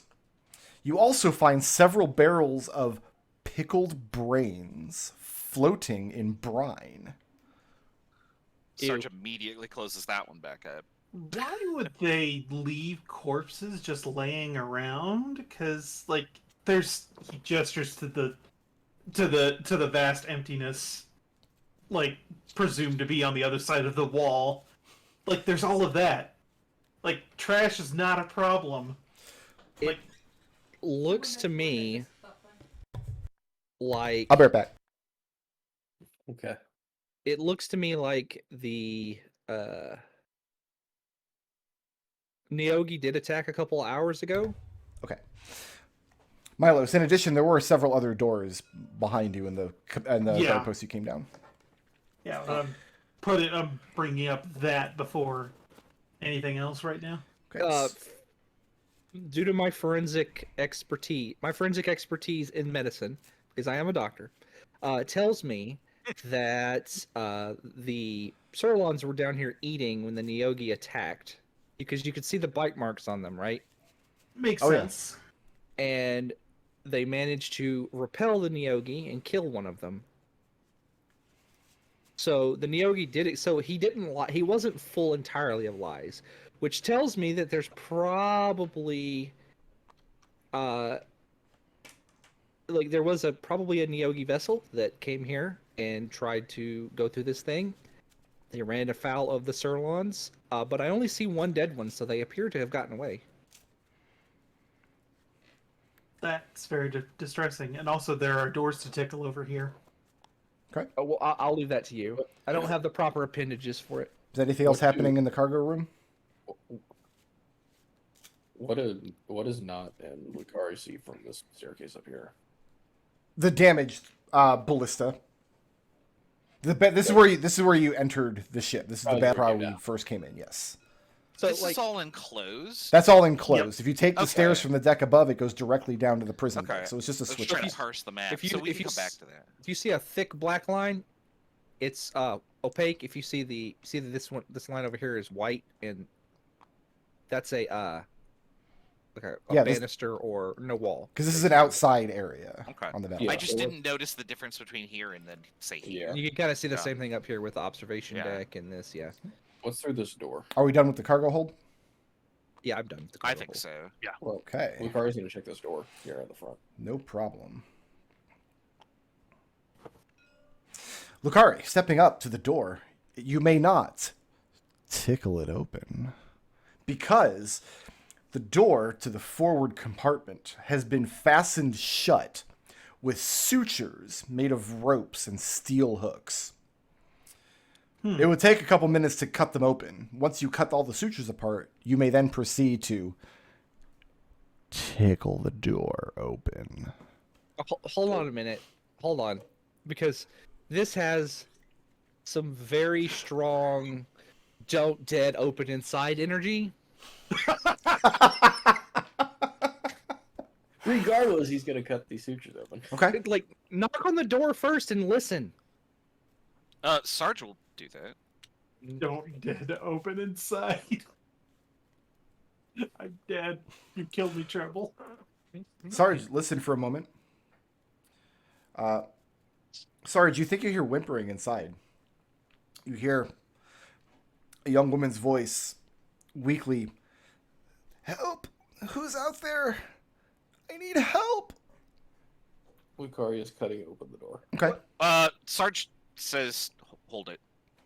He says, "I heard somebody crying for help. I think it was a woman's voice.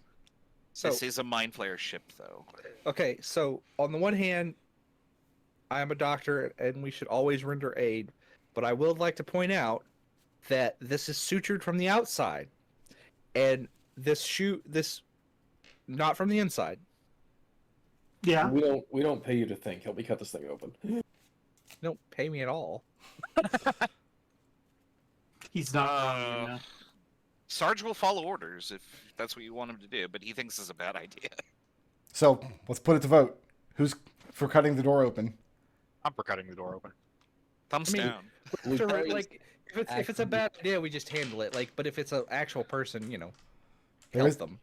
Sarge, Lukari is actively cutting the door open with a sword. I'm hearing 2 for open and 2 for not open. That's 3 for open. That's 3 for open. Lukari, Yeah. cut the door open. And then he tickles the door. I'm gonna go ahead and roll initiative because I know where this is going. Okay. Oh, welcome to the torture room.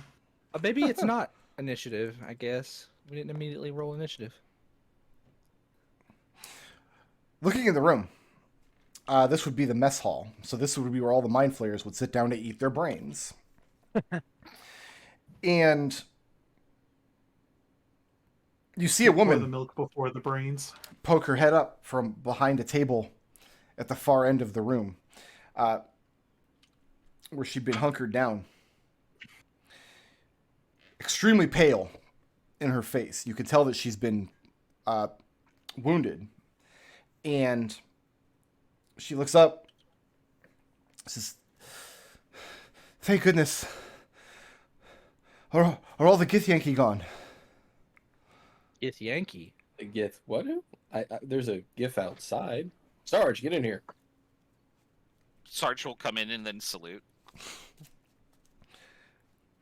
She says that her name is Jasper, and she was one of the human thralls being held in the prison deck by mind flayers when the Githyanki attacked.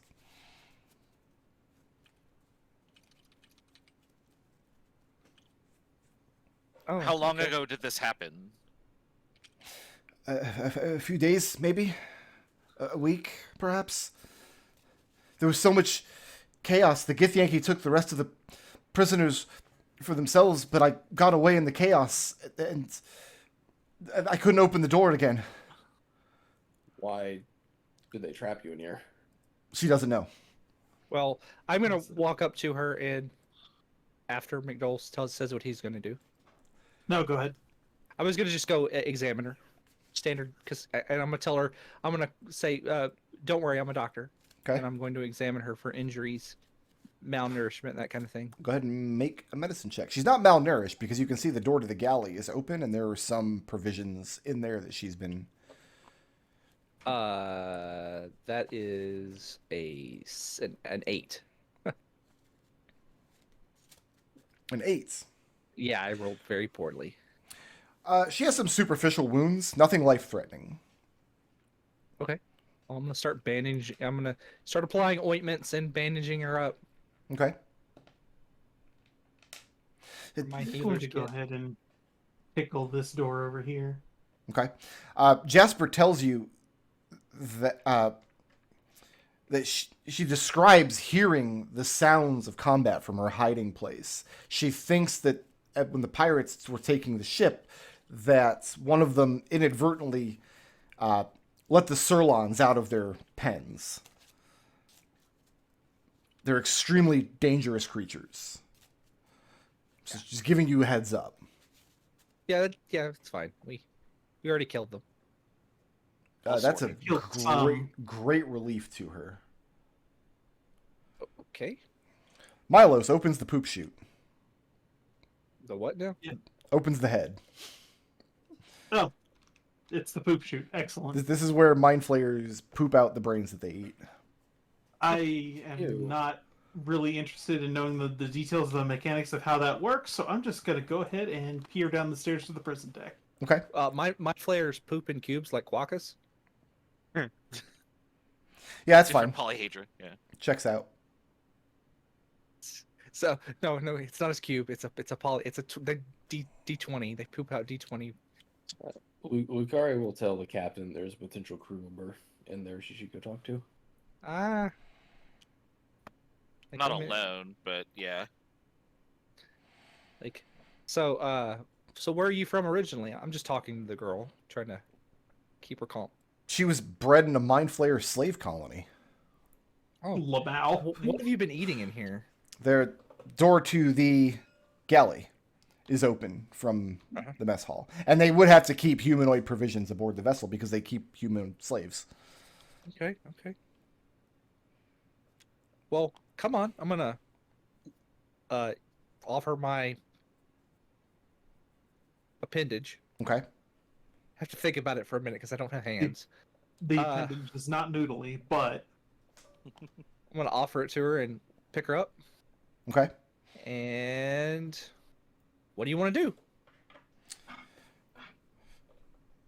I say we make sure this place is safe and that there aren't any more peoples about what shouldn't be. I mean, real quick. Mhm. Does anybody have any way to kind of? She looks human to me, but you know that other guy looked human too, and I rolled really well on his medicine check. Out of character. Because you're not actually a doctor. That's fair. I'm a doctor. I am proficient in medicine. I'm a doctor. I am 6 points higher of a doctor than you are. It's a sliding scale. Sarge is gonna stand behind her and just try and like examine. I mean, so like this is a good idea to see if this is actually a person. Okay. He's gonna try and do perception using smell. Does this person smell human?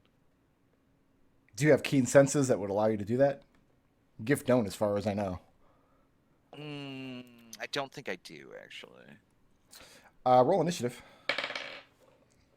No, okay.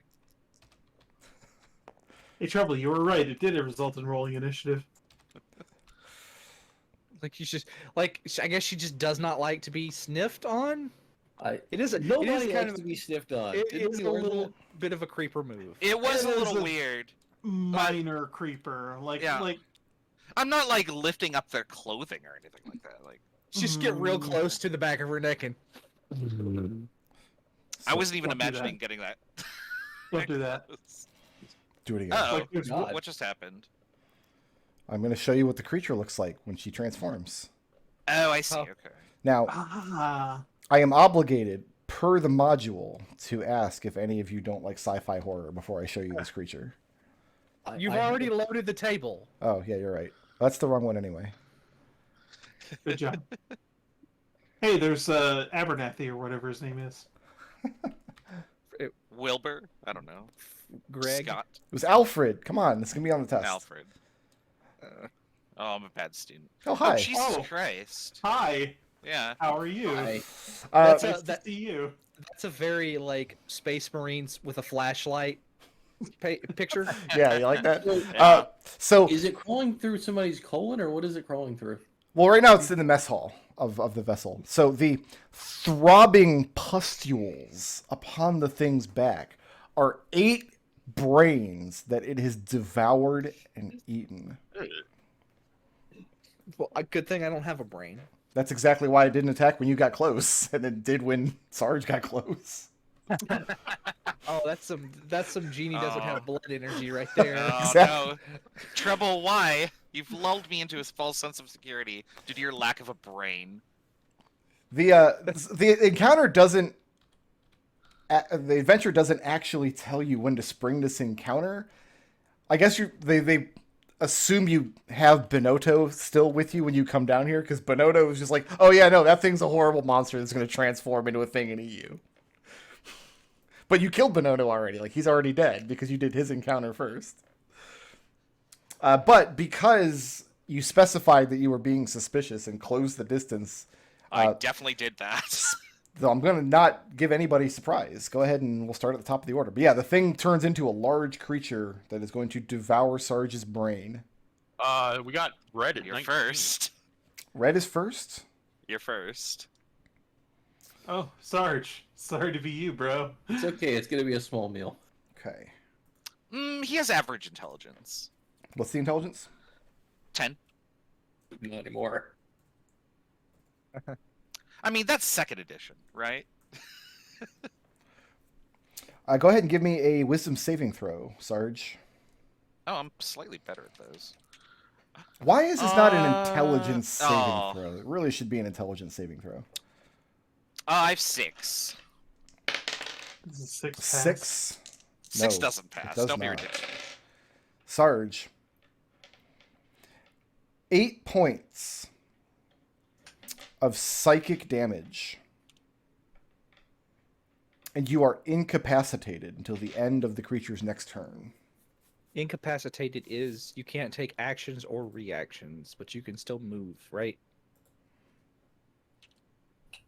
No actions or reaction. Okay, I need to concentration check. Oh, goodbye, pass without trace. We So- hardly used you. You are no longer passing without trace. So yeah, the creature mind blasts you. This really should have been an intelligence save. I don't know why it's not. Mind blasting. Yeah, Your head is just swimming to the point where you can barely feel your own body moving. You're not going to be able to do anything except kind of lurch around in this state. And the thing's slavering maw seems very pleased to have done this to you. What's next?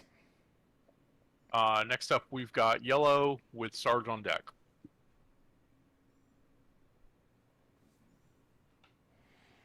Sartell. Captain Sartell. Fix it. Is disappointed in us all. Get right up into the creature. This is what she lives for. She's a space pirate. That is 2 hits. Not a critical hit this time, though. With her space rapier. We get it, you're from space. A space rapier is like a regular rapier, except it's from space. That's exactly what I was going for, Brick Road. Yeah. Yeah, Sartell leaps to the occasion, dives into the mess hall, takes up position next to Mousse, stabs the creature twice in its backside with the rapier.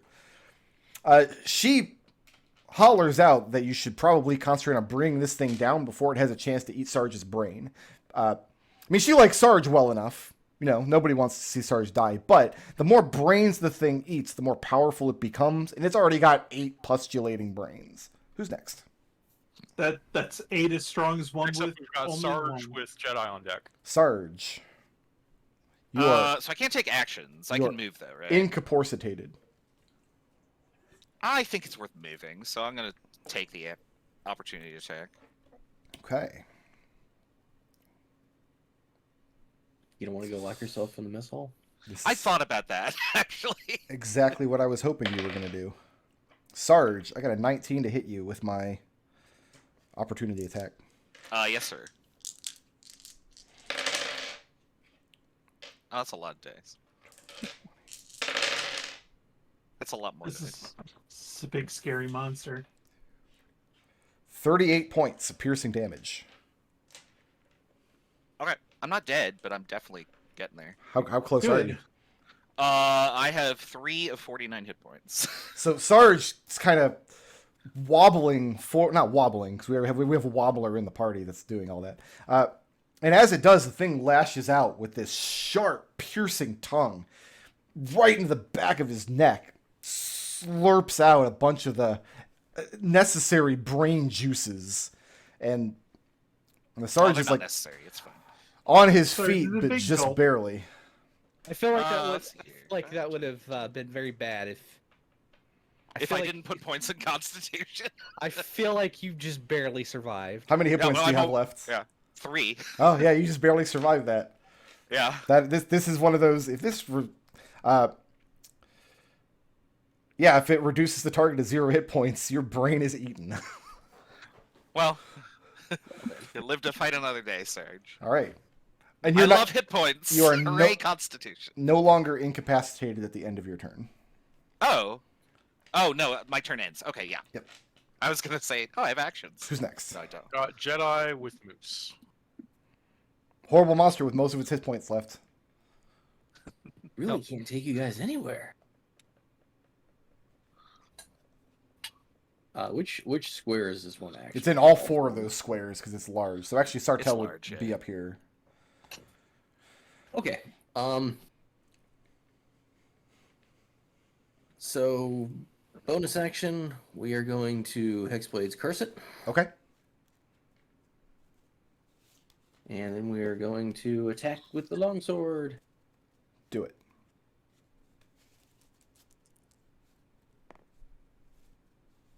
I swear to God, the dice from Flumph followed me here. Technically, they're the same dice. Is a 17 hit? 17 does it. Okay, this is with a moving blade.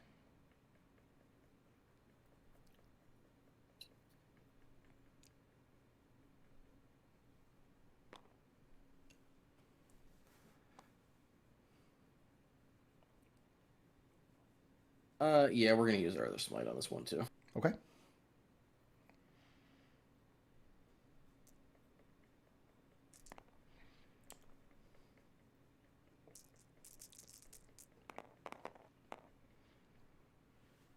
So that's gonna be 26 points of damage, and it's going to be knocked prone. Okay. And yeah, I mean, there's a terrible skittering sound as the thing's many leg kick against the furniture of the mess hall. This rolls over onto its side. I'm sorry, it's three in addition to that, so 29 points. Okay. Moving or staying put? It doesn't get an opportunity attack if it's prone, right? It's already used its. Also- Also, it doesn't have a also reaction. use its reaction. Yeah. So he's gonna move back and he's gonna tell Mousse and the captain to get away from it. Okay, who's next? Next up, we've got Mousse with Naught on deck. Snot Man. I'm going to let out a very wet battle cry, and I'm going to attack it with everything I got. So that's going to be two. I got advantage. Was wet Is on it- your list of words? Is it a moist battle cry? Uh, Not with those rolls. so that's a 11 to hit for the first one. No, sir. Okay. Second hit is a Eh. crit. Ooh, there you go. So this is 4 plus 7, 10 points of bludgeoning damage as I splurt all over him. And the thing is bloodied. Okay, that's a Wow. bonus action, flurry of blows. That is another crit Wow. for 3 plus 7 points of bludgeoning damage. And then my last hit. Oh, I need him to make me a Constitution saving throw, by the way. 20. Okay, yeah. Last hit is a 22. 22 will hit. He takes 7 points of magical. Not magical. It's not magical, so next level. 7 points of damage. All right, calm down. Bludgeoning. Calm down. That's monks are supposed to be the worst class in the game. I don't know where you're getting all this from. So that was splatter, splurt, and squash. Moving or staying put? I am going to. Lukari asked you to move. Yeah. I'm just going to squeeze over here. Although if this thing's still alive at Lukari's next turn, I will be very surprised. And I am out of the way. All right, who's next? Let me mark that. Oh, my Got Naught with Milo. So let's see, I can move 5, 10, 15, 20. Naught is going to call upon... Actually, does that work? No. Now, you don't have line of sight through the door because the door has not currently been tickled open. 10, 15, can I do that as my item interaction? Oh, you know what? No, Lukari's still standing within 5 feet of the door. It would stay open until he moves. Okay, let me see here. So as I a might have bo- broken the. Yeah. As a bonus action, I am going to call upon the Fey Heritage of my design and hex the creature. Okay. And then as an action, I am going to cast a second level Scorching Ray. This ought to do it.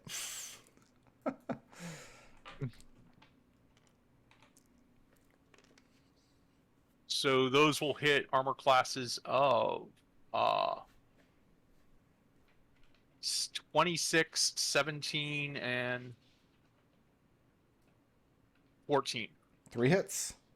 All right. So each of those gets the hex damage. Am I reading this right? Yep. That's 3d. Do you care about necrotic versus fire? Nope. Just go ahead and give me the big boy number at the end. I considered making all the encounters, like just making sure the monster can only die when Sartell attacks him, just so she gets all the glory. But Reduce everything to 1. yeah. To reach 3d6. I mean, okay, 96. You did that to I us don't with the understand. Sculpture Lord. She's not Factal Reese. Come on now. I did Probably. that in a fight against Razu's like paladin hit squad, thinking like wanting to give Razu the last hit, but then she retreated and tried to heal. So the thing just fought with 1 hit point for like 6 rounds. It was really fun. Yeah, I'm doing like 50 points of damage to it every round. It's, Excuse me. 29 fire and necrotic damage. And that's it. What is this doing?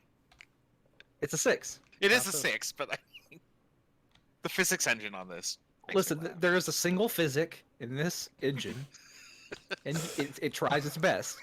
It's doing its best. So I actually have a little dice rolling app on my phone that is a Unity physics kind of thing, and if the die lands on no. its side, it just gives up. It doesn't even. That's funny. Yeah, not. Just display a question mark. Yeah, that's exactly what it does. It displays a question mark. Not steps Milos forward, goes, fires scorching rays to the door, and burns the thing, which is called a Nethlagu, to death. The Milos, who's Nethlagu been is looking the one. down the stairs to the prison deck this entire time, turns, sees Sarge behind him with a hole in his neck, and he's like, "What in the gods happened? Trap. I turned my back for a moment." Sarge, you have So- brain fluid leaking down your back onto your coat. Well, I hope Cure Wounds helps that because I'm gonna just burn my spell Here, slots. drink this, and I hand you a potion of healing as well. So I heal 10, also roll 2d4 and add 2 plus 2. and then I heal. Gonna need a drink after this. I need you to drink this, and then take 2 swigs of this. Call me in the morning. Okay, so 6. You can Because get an I'm- auxiliary I'm jet. basically good as new now. Okay. Not really, but Milos, looking down into the prison deck. I have so many potions. I don't know about you guys, but this is making me tired. We sit down for a little bit. yes. Do you want to I- try to sit down and relax for an hour before moving down to the prison deck? I'd like to burn some hit dice. Yeah, I'm I'd like a short rest for my spell slots. Where do you want to try to hole up? not there. Not in the mess hall? Not in the mess hall. Bad Ev- memories. Everybody into the head. What about room 9? I was gonna say room 5, the captain's quarters. Oh yeah, that works too. End up into Yeah. the captain's quarters? Okay. Yeah. Yeah. You guys can go ahead and retreat, take the benefits of the short rests. Who is attuning to that ion stone in this hour? So who would the best person to be to attune to it? I mean, who wants some extra spell casting? I mean, I have Sarge, no. Sarge doesn't need it. Oh, that sucks. Yeah, I have no spell casting. Warlock No, also kind of who suck. wants the spell? I can put spells into it. I can put spells into it all day. Right. We have 3 sources of spells, so like it doesn't matter who gets it. It currently has a I shield have spell my inside of it. reaction. My reaction and stuff is like already really like spoken for. Where do you Yeah, track your hit dice on D&D? Click short rest. Oh, okay, yeah. hold on. What did I roll? I rolled a 1, so let me undo that. So short rest. Okay, perfect. Milos hasn't taken I a will do single this manually. damage yet. Lukari could use. Honestly, I was the best possible person for that to happen to because I could survive it. So I'm fine with this. I think. I don't have the most hit points, but This nice. module so far has not been kind to my little snot man. I'm so I've been- offended at the idea of snotmen. Is that what's going I'm on? just subconsciously. Okay. So I think the choice is probably between.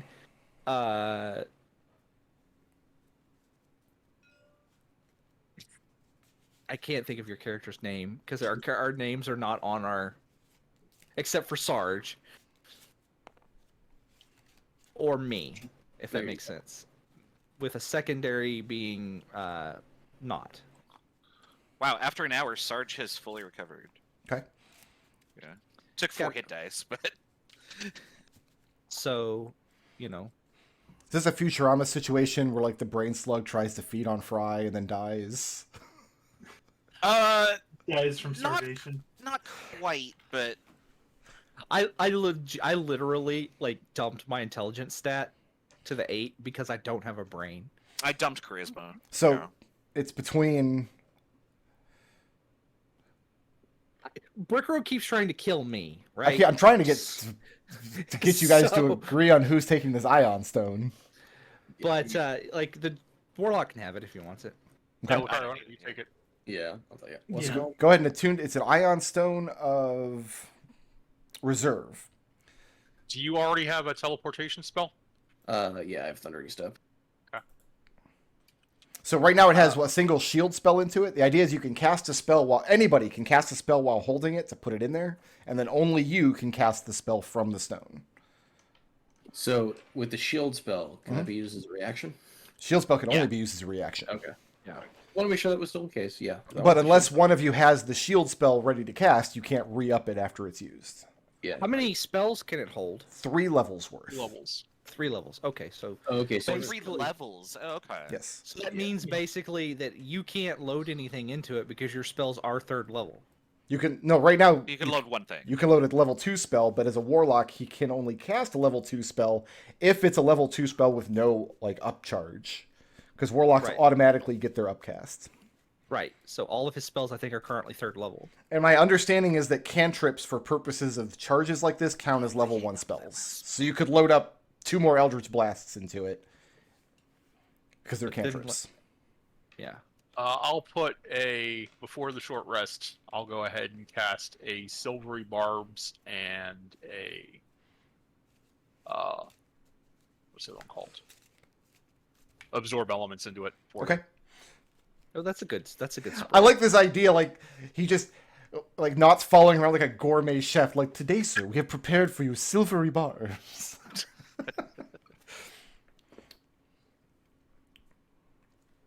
So I can get The those ab- back with 3 points real easy. The absorb elements are exquisite this afternoon. Okay, yeah, no problem. You guys retreat back up to the captain's quarters for a few moments into the derelict vessel. You take an hour to sit down, lick your wounds, and regroup. Captain Sartell, again, very impressed at how you all are. Like, you guys, as far as she, because you were born for this lifestyle. She's going to make Like- space pirates out of all of you yet. I spend the entire hour just like jiggling. And remember, I'm wearing a Phanto mask. Yeah. How could we forget? So like both of my my little arm pseudopods are above my heads and they're just making like wibbling motions.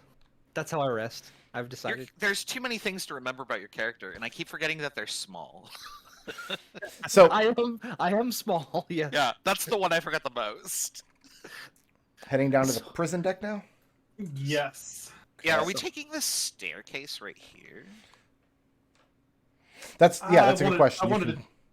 come Oh, was down. there another way? I But- didn't even see this. There are 2 Okay. ways. Yeah, you can come down that's where from the Milos battle was deck. looking before all of the bullshit happened.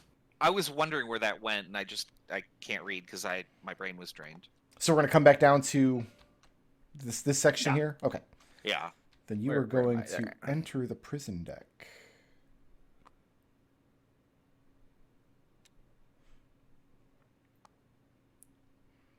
So you enter down into this hallway of the prison deck. Where you come down the stairs, there's immediately a door to your right. There are more off to the sides here.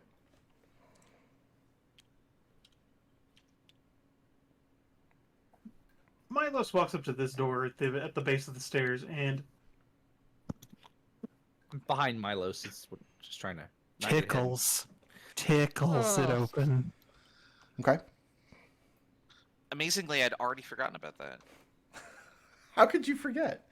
I don't know. It just it Milos. surprised me. Looking into this small chamber here is a guard post. another guard post. Another guard post. So the idea being that it separates one part of the ship from another. Mm-hmm. And it That would makes be sense. well guarded. Nothing down this hall. There are a couple doorways to your left and right. Okay, I'm just covering. I'm Yeah. thinking that there's a doorway right there. Yes, there is. but- Sorry. The lens of truth is not feeling it today, apparently. The lens of truth is fuzzier than normal. Lukari's will- gonna listen to the door next to him to see if he hears anything. Through the doors, you hear only silence. I want everybody to take a moment and like, I want to bring attention to the fact that I have not picked up absolutely everything on the table this session. Session's not over yet. No, well done, Treble. Listen, I'm fishing for compliments. Do we like these? So I'm assuming like these are cells, right? No, these are just standard rooms with tickle doors. Oh, okay. I It's thought no- this was the prison deck. It is the prison deck. That's what it's called. Okay. They don't want to look at their prisoners. They're mind flayers. I suppose if you could like psychically whammy your prisoners, you don't necessarily have to You keep don't- them in a locked room. Yeah. Okay, what's next? Do we want to attempt to open a door in here? Or do we want to go through to the guard station, or what? You've Want got to start in the back and work our way from left to right? Okay. Okay. So you start tickling the doors open, and general Mind Flayer quarters. This is where the Mind Flayer crew would have bunked, several to a room. But you can see that the rooms have already been picked over by pirates. Nothing of value remains. Pity. Is this just a solid wall down here? Yes. Okay. All rooms labeled 15 are quarters for Mind Flayers. Our quarters. Okay.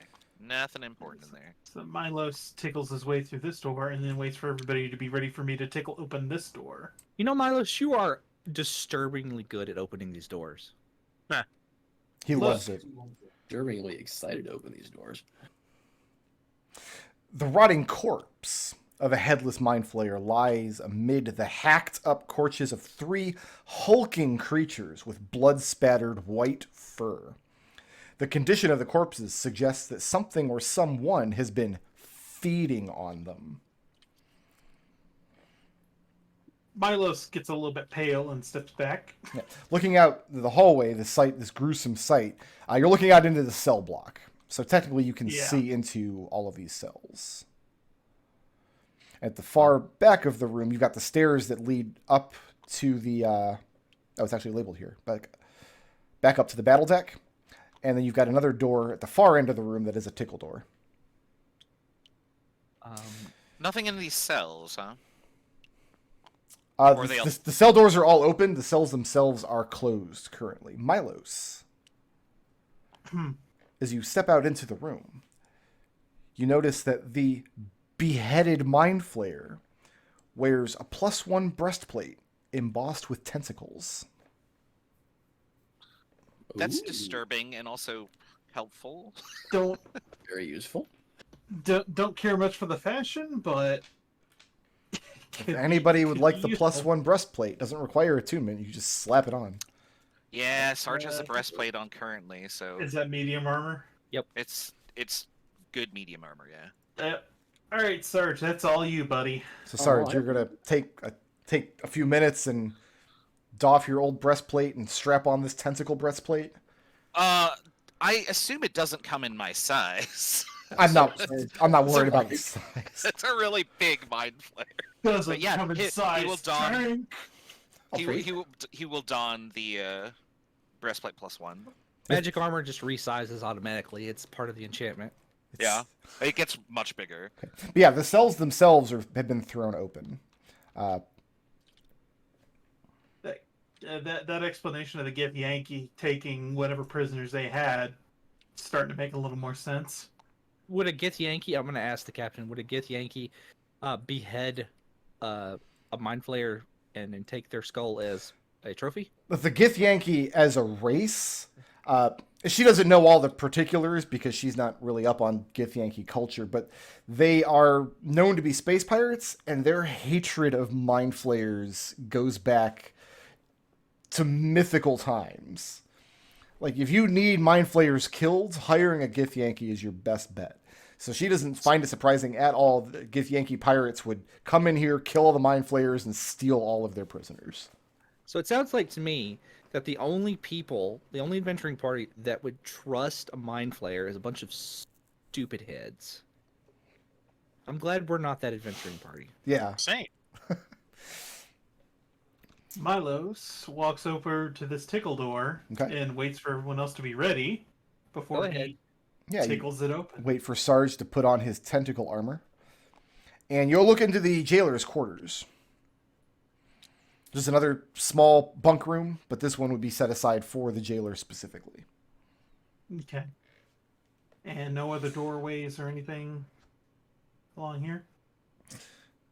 As you 'Cause no, the truth is, there is one in the back of the wall, yes. And as you Okay. approach it, it's a tickle door, but you can smell a terrible stench emanating from inside of it.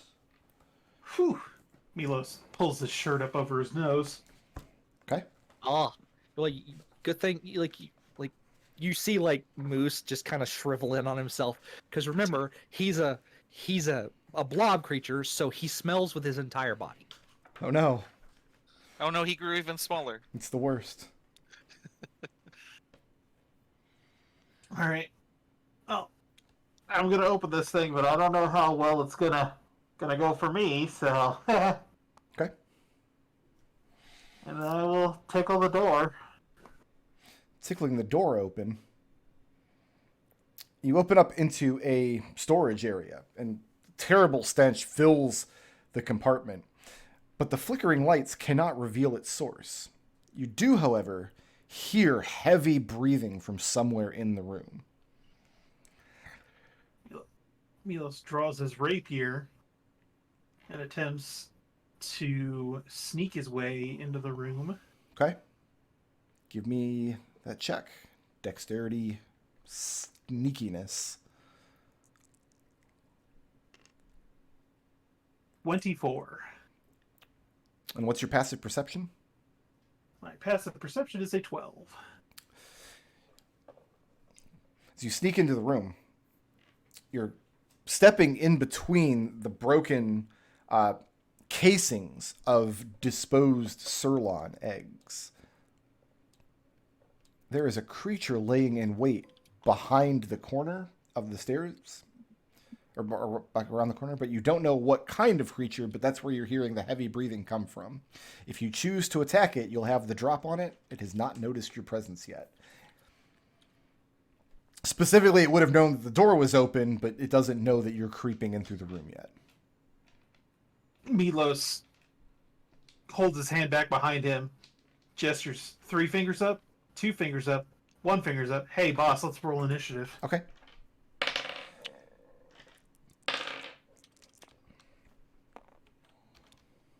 Guess what? I don't need to move my token. I've been rolling some Razu initiative over here. Rolled the nat 20 on initiative earlier in the session. Captain's initiative gets to stay put. Give me Birdie's initiative back, McDohl. I don't like these rolls. Roll better. Like, you guys can start rolling better Actually, at no, any this time. is a great spot for me, actually. Okay, who's first? That would be Sorry, first up Naught. we got Naught at 15. Not. I guess I'm just going to dodge since he's doing a thing. Okay. And we've got Yellow. The captain? Yeah, the captain will creep up into the room just behind Milos. Taking Milos's lead on this encounter. She'll dodge there. Who's next? Next, we've got Jedi Lock.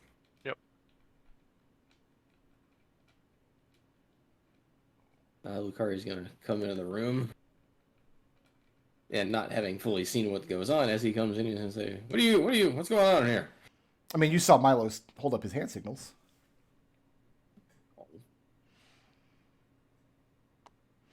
So, what is... Stepping in the room this far, peeking around this corner where you hear the heavy breathing, you can barely see a very large humanoid creature with dense white fur laying in wait. looking like it's about to pounce. Did you just move it? Well, Milos had heard it around the corner, but it's actually in this square. Because when you step over here, unless your passive perception is worse than 7, No, it's it thinks it's hiding around the corner 14. in that square.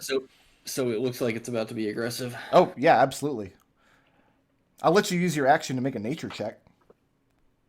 I'm sorry, an insight check. Well, you could use insight or nature here, I think.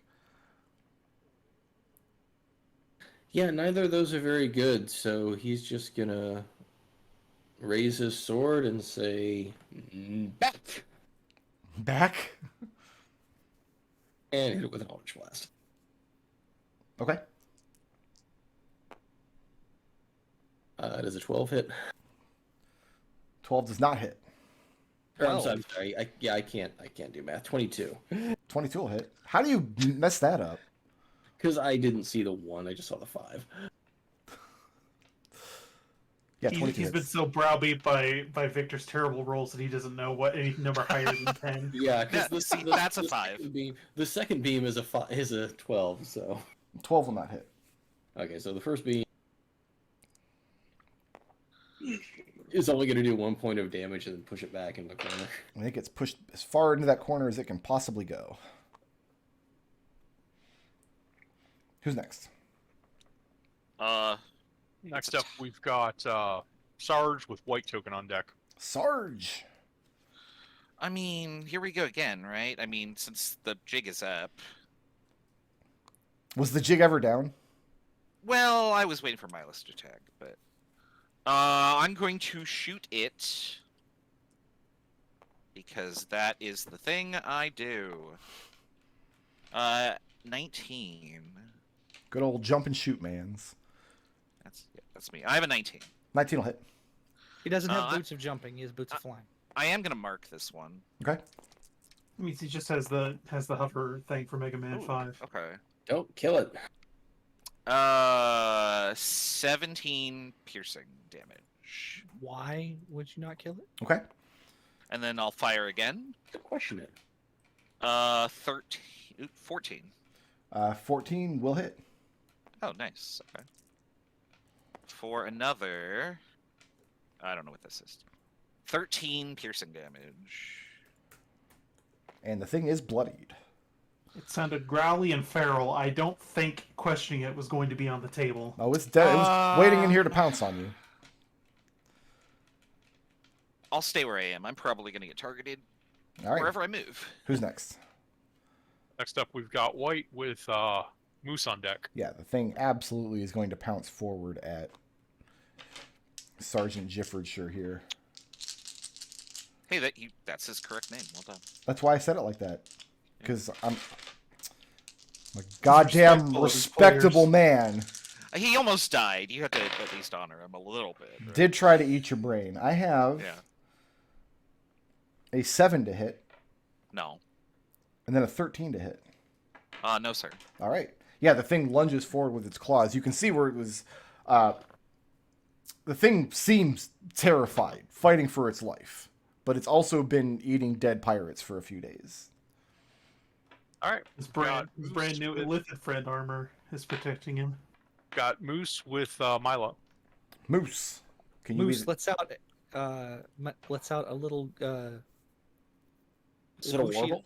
a squishy little warbling war cry. Ah! Oh no! And he picks up everybody at once. You did the thing. You spoke too soon. Beautiful. What? All right. All right. Attack number 1. Okay. I didn't mean to roll advantage, so we're gonna do that again. Does a what is my attack? New character sheet. Plus, it says a 19 to hit. 19 does hit. Okay. That is 4 points. Second hit is a 25. Also hits. That is 6 points. Need a Constitution saving throw, sir. I do not, because that is enough to kill it. Oh, okay. You drop Milos. the feral beast here in the storage room. Milos looks really confused as everybody charges past him. Wait, I was gonna handle that. It's just a like you hear like a booping and a bouncing noise as Mousse comes in and just like I feel like most of Moose's martial arts sound like you ever seen those videos of ducks running?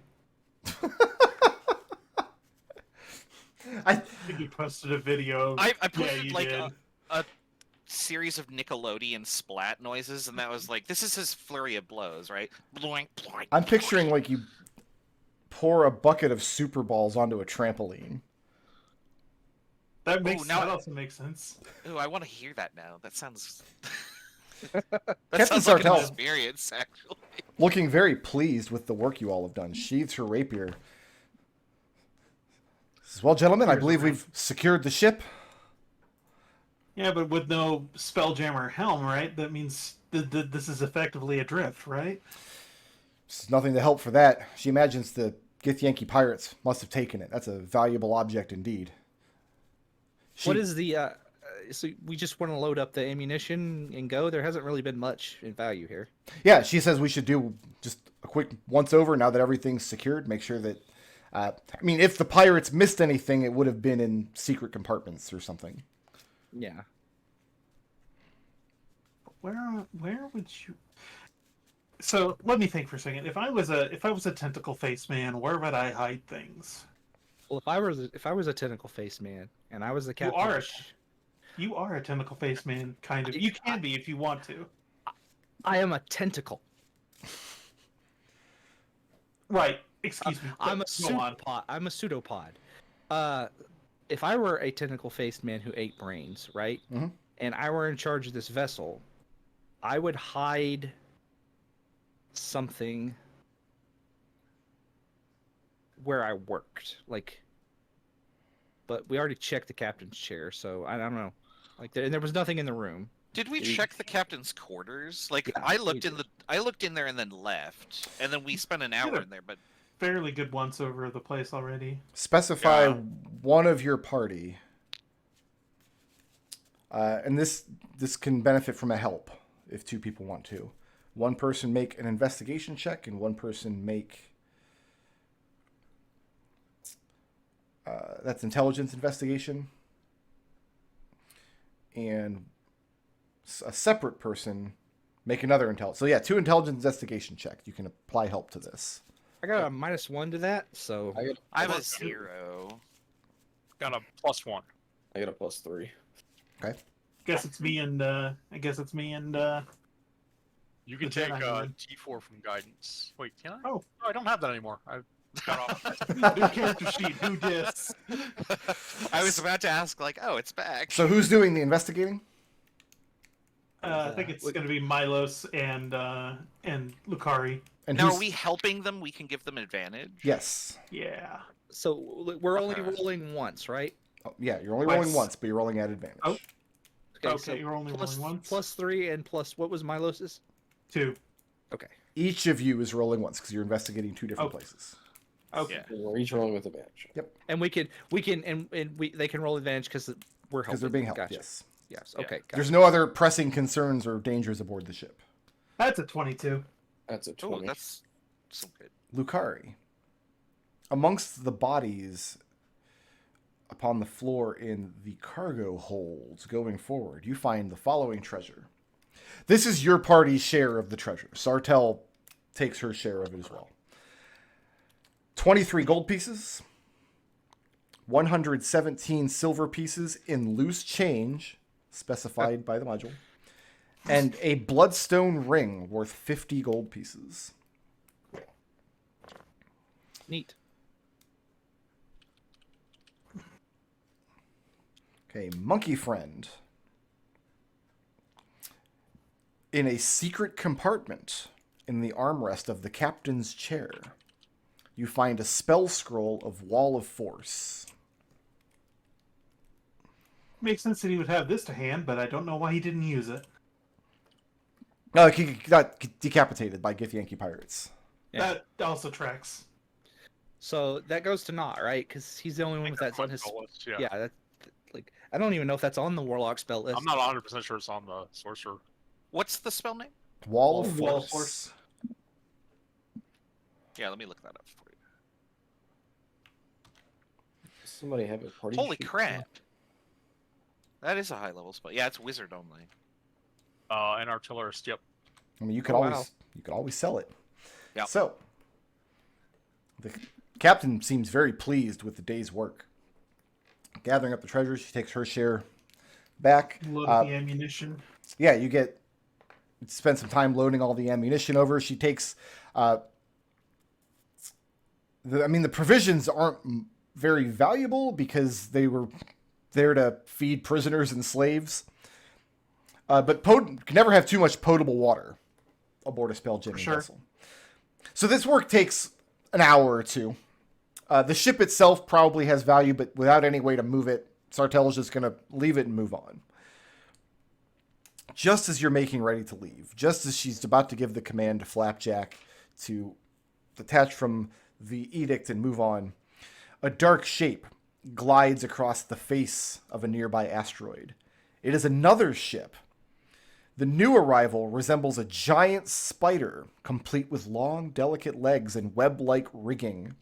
Starlight gleams off its metallic hull as it creeps silently toward your vessel. "A night spider!" shouts Captain Sartell. "The Neogi were using this hulk as bait, and we've flown right into their trap." I picture like any scene in any moment in a Jackie Chan movie where, he's beating up all the guys and then the doors open up and there's like 20 more of the guys. And he gets that look on his face. You know the one. Will the party definitely be eaten by space spiders? Did any of them remember to bring the light of Galadriel from home? Find out next week on Light of Xaryxis. All player really- characters may level up now. Does that really say that in the fucking module? No, that was my joke. That's 100% beautiful. me. Okay, well, wonderful. I approve of it. Everybody may advance one experience level for completing the first Yay. 3 chapters. Yes. I love just how many groups of people have attacked this poor ship. I mean, they're mind flayers. They deserve it. Right. They really do deserve it. I accidentally closed Tabletop Simulator. Oh, well, you don't get to level no. up. Yeah, Oh, no. you and Chris both left the table, so you guys don't get to level up. I'm just gonna take Fireball this level. Does anyone have a problem with that? No. go for it. No. I have resist elements. Fire away. Or not resist elements, but absorb elements. Oh, I get more and more expertise. I guess I do this on here. Where's the button? Should I stay melee or should I Melee. go Eldritch? So this brings you up to what, level 6? Yes. Yes. I now have the magic pseudopods. Oh no. Now they sound like xylophone hits. Do I need to go get like a list of onomatopoeias for like musical instruments? If you roll up next week with like a Fisher Price xylophone, whenever you do Flurry of Blows. You'll what? No, that was the end of it. That's there's no second part to that sentence. So yeah, next week you guys foolishly sprung the Neogi trap, so now you got to deal with Neogi. It wasn't a very good trap because we were in there for hours. I mean, we could have just sailed on by and then did nothing this week and next week. Yeah. Right? Well, I mean, this isn't really the captain's fault. Let's be honest. It's the captain who decided it would be a good idea to do this. It's all part of the lifestyle of a space pirate. Sometimes you got to deal with some Neogis, All right, so if everybody finishes leveling up, I'm going to go ahead and call it there for next Sunday. We'll deal with these space spiders. Thank you all for playing. See everybody next week. Thank Yep. you for running. Thanks a lot. Cheers. Later.